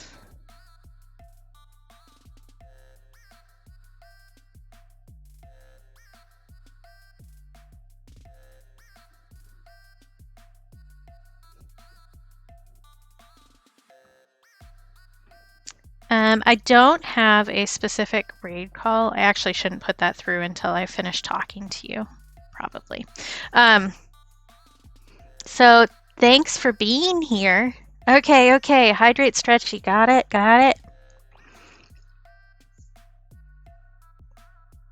Stretching. Ooh. Yeah, the big demand of the flesh prison is getting dinner probably. I didn't have much for lunch because I wasn't really feeling it. So, ooh, my shoulder cracked. Oh, thanks for being here. It's good to see you. I will go and highlight the tasting immediately afterwards so I don't forget. And you will probably be seeing clips of that on my socials for a bit whenever I get around to that. I'm trying so hard to be good about clipping things. Yeah, everybody have a good week. I guess it is actually the end of the weekend. Yeah, weird. It doesn't feel like a Sunday. It feels like a Tuesday. Um, so yeah, thanks for being here. Thanks for hanging out with me on my birthday. I really appreciate it. Um, and I will be live again on Tuesday, and I will be doing digital art. I will be doing a food paint challenge, and also at the beginning, as a warm up, I will be doing a Pokemon from memory, and chat gets to vote on which of 3 random ones I put up at the beginning of chat. At the beginning of stream for chat. I can word. Yeah. More new original art tomorrow on various socials. Anything else? I think that's the important stuff. I may just go inhale the rest of that candy. I don't know. I'm feeling it. I do like the licorice and the menthol fruit. Is a fun combo. Anything else? I don't think so. I'm gonna change to the ending screen just in case somebody is looking at me to raid me. They shouldn't do that because I'm ending. So yeah, thanks for being here. I had fun. Cassandora gets a special shout out for gifting a sub in addition to the resub today. Yeah, all sorts of things. Ooh, my neck hurts. I'm old. So yeah, I'll see y'all Tuesday if I don't see you other places before. Take care of yourselves. Remember you're loved. And be kind to yourselves because I said so. And I will see you next time. Bye.